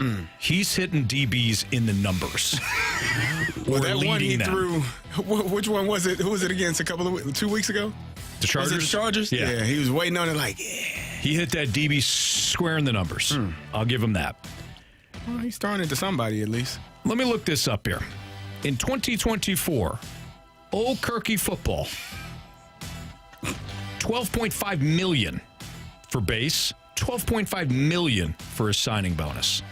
Sam Darnold, who dropped his Liberty Bells all over the Falcons defense yesterday, $2.5 million in base, just under $2 million for his signing. One guy is making Juan Soto money this year. The other guy is making like a veteran minimum for quarterbacks. The Vikings are a really smart organization. They know when a guy is cooked. They know when a guy is holding their franchise hostage. And they know that Kevin O'Connell can work with a lot of young QBs and or veteran guys and get the most out of them. He has proven that. And Sam Darnold was the best free agent signing this offseason. And I know Saquon Barkley exists, and I know Derrick Henry exists, but the Eagles probably were a playoff team before Saquon. And Saquon has turned them into a Super Bowl contender. The Ravens probably a playoff team without Derrick Henry. The Minnesota Vikings, after losing J.J. McCarthy, they'd be dead last in the NFC North. But Sam Darnold's playing his baguettes off. Yeah. Vikings are a really smart organization. Falcons are a dumb one. Well, this is probably the last year you watch Kirk Cousins play football. I don't know about that. No, I'm serious. Bad organizations make bad decisions. Yeah, they'll let them go. We've seen teams set precedents with that lately. Daniel Jones just got let go. Russell got let go last year. Teams are saying we'll pay the money, just leave. Falcons will be. All it takes is one team to do it. That's true. Falcons will be doing it next year. And if the Giants are going to set the example, the Falcons should follow suit with that. You should. I see what you're saying there. All right, my last one. The two tougher teams are now leading the two divisions that were up for grabs in the NFC. The Eagles are running away with the East, and the Lions and Vikings and Packers are all good. That's why that division is competitive, but they're all good. But the two divisions where it's like, hey, does anybody want to win this thing? If you look now, the Tampa Bay Buccaneers and Seattle Seahawks are winning those divisions right now. They're the tough teams. Yeah. The Falcons are papier-mâché soft, and the Cardinals are Charmin extra soft. Like, those are two soft teams. It's good when you're in the bathroom. Not good when you're on a football team. That's true. Those are not physical teams. They try to run around you instead of through you. Seattle yesterday, even though they had Zach Charbonnet as their main weapon, they ran the ball all over Arizona, and Minnesota did whatever it wanted to Atlanta. Minnesota's a tough team. But Tampa, despite losing Mike Evans and Chris Godwin for that period of time and dropping 2 to the Falcons, are now in first place where they belong and where they'll stay. Come on, man. I will give it to you. Win in the NFL. I will give it to you. You called this about a month ago. Thank you. And I was like, nah, man, the Falcons are 4-1 in the division. They're winning. They'll be okay. You're like, no, they're going to blow it. It was probably, well, it was a month ago. It was at the Saints game. I said if they lose to the Saints, they're not going to win the division. Yeah, it was the Saints game. It was a month ago. And they haven't won a game since. They haven't won a game since. 4 straight. If they lose to the Raiders this week, they got to go to Michael Penix. Like, this to me is the perfect time to go to Michael Penix. I agree with you. You got the Raiders, who aren't a good team. You got the Giants next week at home. You don't want his first. Yeah, let his first game be a start on the road and get acclimated. It's going to be a tough crowd, but it's maybe Vegas. That's what it's Vegas. Ain't nobody. Ain't going to be Minnesota. Going to see the Blue against Brian Flores. Yeah. But Raheem Morris is back in old Kirky football because, as always, Kirk's got photos on everybody. I don't think he had photos on Minnesota's front office. He's got photos on Atlanta. He looked very uncomfortable. Like, he looked depressed. Justin Jefferson after the game won. He's like, Kirk, he's giving him a big hug. Yeah, man, good game, man. Yeah, good game. 344 meaningless yards yesterday. Marshy is enjoying this way more. Scoreless yards. More than we're Marsh shouldn't be laughing. You know why? Because I said to Marsh, when the Falcons sign him, I go, this is a horrible signing. They're going to regret this. And Marsh is like, no, Kirk is good. Well, no, and you also said he's good, so you were wrong. So here's the thing. Yeah, I fell for Kirk Cousins crap. You were wrong because you said he's going to be good in the regular season. It's playoff time. So maybe Kirk heard you and said, here we go. We're going to just fall our way into, we'll find a way. We're going to stink it up, and Anthony is going to stop believing in me and in us. And playoff time, I turn it around. What playoffs? Are they trading him to the Chiefs? No, he's gonna make it. They're gonna barely make it into the playoffs. You had one chance. He's had a terrible 4-game stretch. It's not been great, and then playoff time, pow! You're gonna be seeing passes to Kyle Pitts. I haven't seen him in a while. Drake London. That's because he's lazy. He runs the laziest routes in the NFL. Everybody keeps talking about, you got to get the ball to Kyle Pitts. Do you see him? Do you watch him run routes? At the top of every route, he rounds it off. He's lazy. Well, he's probably not good. I think Kirk just fires it to the other team because he's tired of watching lazy routes from Kyle Pitts. I got to keep watching this guy. Is this Atlanta sports radio? Man, it might be. Kyle Pitts has 7 catches in the last 5 games. Yeah, unicorn my ass. Biggest question is next. We're getting questions about the. Did they lose to the Rich Show again? Yes. We don't talk about that here on. No, we do. We got to address it. No, we don't. We don't need to talk about it. We lost again. We got real things on the line here. We got a dunk tank. We got Marshy's beautiful head of hair. He doesn't. If Marshy cuts his hair into a cul-de-sac, he's going to look like a 50-year-old man from the 80s. He doesn't want that. We got to play better. We have Kirk Cousins this thing big time, guys. We really have. We had a big lead, and we have dropped the ball. Big time. Well, we ran into Moon in the parking lot, and he was laughing at us. He was. He's like, 8-6, huh, boys? We're like, huh? Aiden O'Connell dropped 348 against the Chiefs 2 weeks ago. He also dropped the ball in the snap that led to them losing. He did. It's kind of a microcosm of what we're going through. He's out right now. Yeah. That's why it's Desmond Ridder Revenge Week. You know, there's 2 more Monday night games next week. Vikings and Bears. And Falcons and Raiders. Really? Yeah. Must-see TV. Oh, man. Which one's on I'm going to be the only ESPN fast Ocho? lane watching that one. Oh, it's got to be the Vikings. Vikings and Really? Bears. On ESPN The Ocho? Oh, the Ocho? The Ocho. That's Ritter. Yeah. Ritter's on the Ocho. Yeah. All right. Yeah, so we lost. We don't know who's getting shot. It'll either be me, Marsh, or BK. Comes down to the tiebreaker tonight. It'll probably be me. My guess it will be me. No. BK deserves it the most. But it'll probably be either Marsh or I. I do. You know what, though? I have a feeling just based on your energy today that it's going to be you. I've had a rough 24 hours. Rough 24 After hours. a great Saturday. A great Saturday. I love Saturday. Conference championship. You woke up Sunday morning thrilled. Oh, yeah. About your day and how things were going. Amen. And then you saw Kirk Cousins and the performance, and you saw that defense. Yeah. And you said what? I said, go fast lane myself. This is going to be a horrible day. And it continued. Now my mic is limp. Oh, no. Never a good spot to be in. Need some mentality. Then I blew the... I do, yeah. No, the mic. Oh, me too. And I blew the Gauntlet, Kirk Cousins style. I actually forgot about that. Yeah. So I'll get shot tomorrow. All right, Captain biggest James question. Cook. Biggest question of the day next.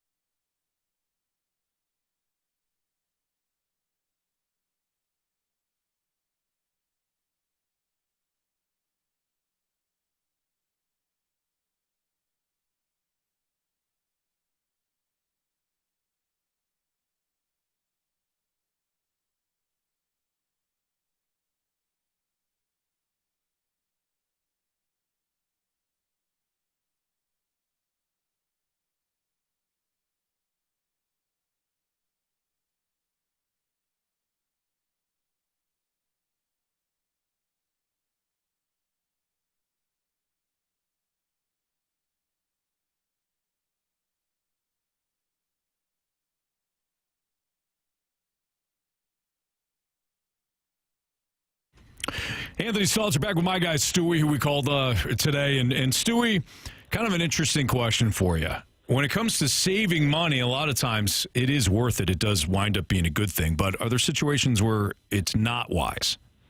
Well, Anthony, this is a very interesting situation that happened. People, when it comes to making an effort, they just don't want to change. So 2 weeks ago, we had an ESPN listener. He calls me up and he says, hey, I'm at 7.25%. Can I refinance? What's the deal? And we said, yeah, you can refinance. It won't cost you a dime with the bagel loan, and you'll save yourself $64 a month on the payment. And he said to me, $64 a month, it's not worth my time. I said, all I need is 2 pieces of paper. That's it. No, it's not worth my time. So I said to him, you know what? Do me a favor. For the next 29 years, because that's what you have remaining on your loan, write me a check for $64. All of a sudden, he changes his mind. We closed him today. He saved $64 a month on his payment, skipped the payment. you got to make the move. You got to make an effort. If you don't make the effort, you're not going to save the money. That's right, and you're not going to save money either if you don't call my guy Stewie here at 314-324-4440. Call him, text him, day, night, weekday, weekend, doesn't matter.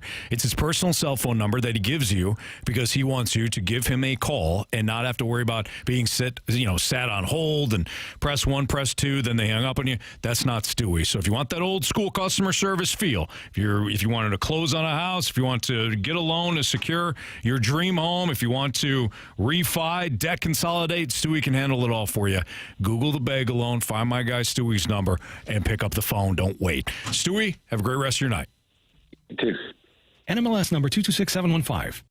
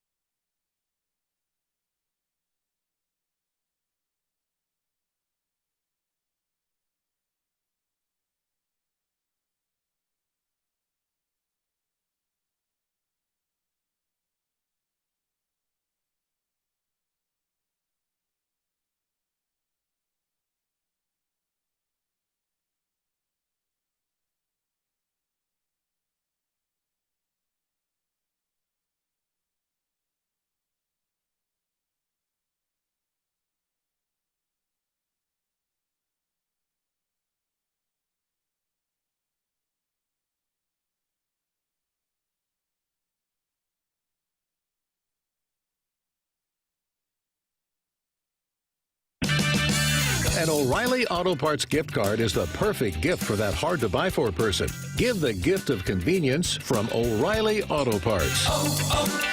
O'Reilly Auto Parts.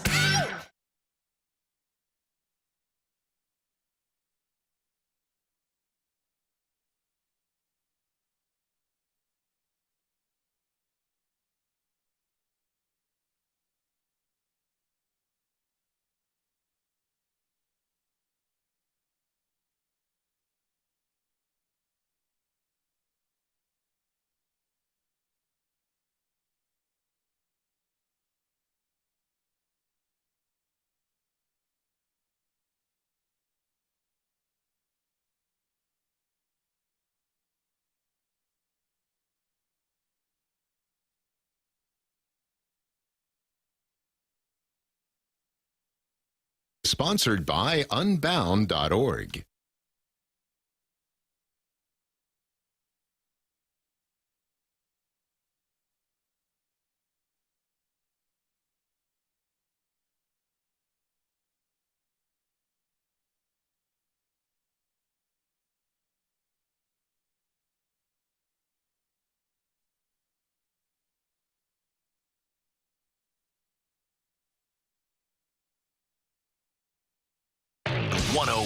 ESPN Sports Center.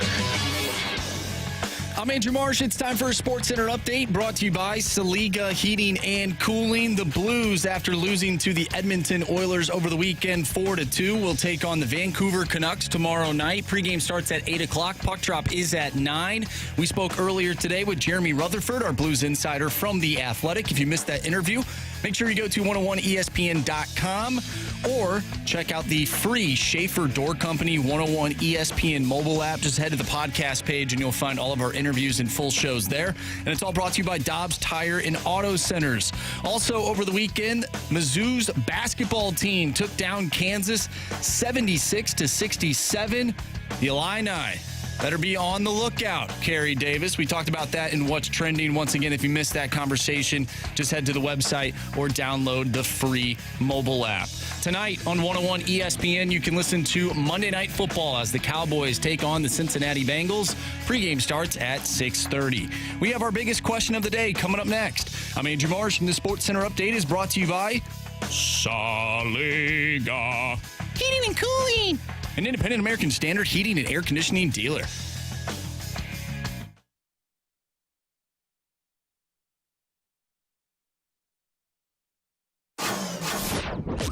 Time for the Fast Lane's biggest question of the day. It's Fast Lane on 101 ESPN with Carey Davis and Andrew Marshy. I'm Anthony Stalter. Time for the biggest question of the day. All right, gentlemen, we now know which 12 teams will be playing in the college football playoff. Out of those 12 teams, which team do you believe has the easiest path to the national championship? Easiest path to the Natty. And on the flip side, which team has the hardest path? Easiest path. Ooh. Easiest path to winning it all. That's what the question is. No, just getting to the national championship. Just getting to the national championship. Okay. Well, easiest would have to be Oregon, wouldn't it? No. Seeing as how, why not? Because they would play a Ohio pretty State good or Tennessee team or Ohio State team that had them at the brink. They would beat the hell out of Tennessee. Okay. Well, Ohio State had them at the brink. Okay. I mean, if Ohio State wins, you got a shot. And then, but is it the Ohio State team that showed up against Michigan? No. Okay. Why not? Because it's Michigan and Ryan Day loses his mind when he plays Michigan. Oh, okay. I'm just checking. He sees the uniforms and immediately craps himself. Oh. And then you've got Arizona State, Texas, and Clemson. So I don't think it's Oregon. I think it's Georgia. Indiana's a fun team, but we'll see how they do against Notre Dame. Notre Dame could either look great or lose to NIU. And I know Georgia's had their ups and downs. It's still Georgia. It's still Kirby Smart. Mm-hmm. You're right. It's not the same Georgia team that we've seen over the years. It's not. And they got a quarterback that is hurt. Like, do we know if Carson Beck is playing? He hurt his UCL. That's the same thing. You got John Stockton ready to go. Well, that's his son, Gunner. His kid. I don't know if it's his kid. I don't think so. But Carson Beck, he got a UCL injury. That's the same injury that Brock Purdy had when they were playing the Eagles a couple of years ago, and they put Christian McCaffrey at quarterback. I can't believe they put Carson Beck out there when Gunner Stockton got her. Did you see the arm? I was waiting for him to fumble. I'm like, this is not good. He went out there. He wasn't even moving his arm at all. I thought maybe they have a wide receiver hand the ball off to ETN. Either way, I think it's probably Georgia. The first round matchup could be tough, whether it's Indiana or Notre Dame, but they're still going to be favored. And then SMU, Penn State, or Boise State. Give me Georgia over any of them. It's Georgia. I don't think so. I mean, again, I don't know. It's Georgia. We don't know what their quarterback situation is. It's Gunner Stockton. Do we know that? Didn't he get knocked out? I don't know. Yeah. No, he was fine. He was talking to somebody at the end of the... Who would you rather have on your team, Gunner Stockton or he Gunner can't even Stahl? move his arm. Gunner Stockton. You don't like Gunner Stahl? No. Is it because he didn't score that shootout goal against Julie the Cat Gaffney? It's because he can't play quarterback. Oh, okay. Yeah. So I'm going to say Georgia. Now, your SEC bias won't allow you to say Georgia, but I'm pretty sure that's the correct call. I think if you got a quarterback with one arm and it's not the good arm, that's a problem. He's the starter. We'll run the ball. Oh, gosh. We'll play great defense. This is we will win. Is absurd. You said the same thing about the Chargers. You said they'll run the ball. Who you don't like? They got him there though. If they need to throw the ball deep, I've watched him do it. Did you not see Gunner John Stockton go into that game? No. And beat Texas in the second half? No. Because I did. No. I didn't see it. No, I really didn't see it. I was at the event. So we're all going to pick teams, right? Should we have maybe a draft? Do we make a rule that you can't pick one of the teams that have the bye? Pick whoever you want to. No, we each get. I think we should pick multiple teams. I think we do a little draft. Yeah. All right. A little fast lane draft. Like a fast lane draft, not a fast lane draft. No. A real draft. Yeah. And maybe we'll come up with I don't know. Something creative. Okay. All right. So who's the team then for you? It's Oregon? That's going to win it all? No. The team that you said that the biggest question of the day. The team with the easy. What the question is? In fairness to you, it was asked 4.5 minutes ago. So I really think that John Harbaugh was really trying to, just get the Chiefs' offense off the field as quick as possible that Jim Harbaugh was trying to get the Chiefs' offense off the field as quick as possible so that the Chargers could go down and score and win the game. That's it. Okay. Yeah, I think Oregon has the easiest path Okay. to a championship. You're wrong on this one, Anthony. Okay. It's Fastlane on 101 ESPN. Clemson's going to beat Texas. No, they're not. Okay. What has Texas done this season to make you believe in it? They haven't even beat a good team. What has Clemson done? Clemson just... Well, they're playing good football when it really matters. Yeah, Didn't I hear that? Haven't I heard that before? They just lost to South Carolina. No, they just won their last game, Anthony. I don't know if you watched it. I did. I watched the whole game. They're going to win. You're going to get more Dabo Swinney. No. Tex and you're going to like it. Tex going to win that game. Okay. Fire up horns. I think it's hook 'em horns. I think it is too. Fire up. Okay. Fire up horns. Fire up forks. Fire up ducks. Fire up Buckeyes. Just goes for every team? Damn right it does. Okay. Fire up Nittany Lions. All right. Fire up Hoosiers. Yeah, fire up Irish. It's a Fastlane on 101 ESPN. When we come back, we've got Bet the Board, we've got 3 stars of the day, and we've got criticisms and comments. Fire up hookers. That's all next in the Fastlane on 101 ESPN.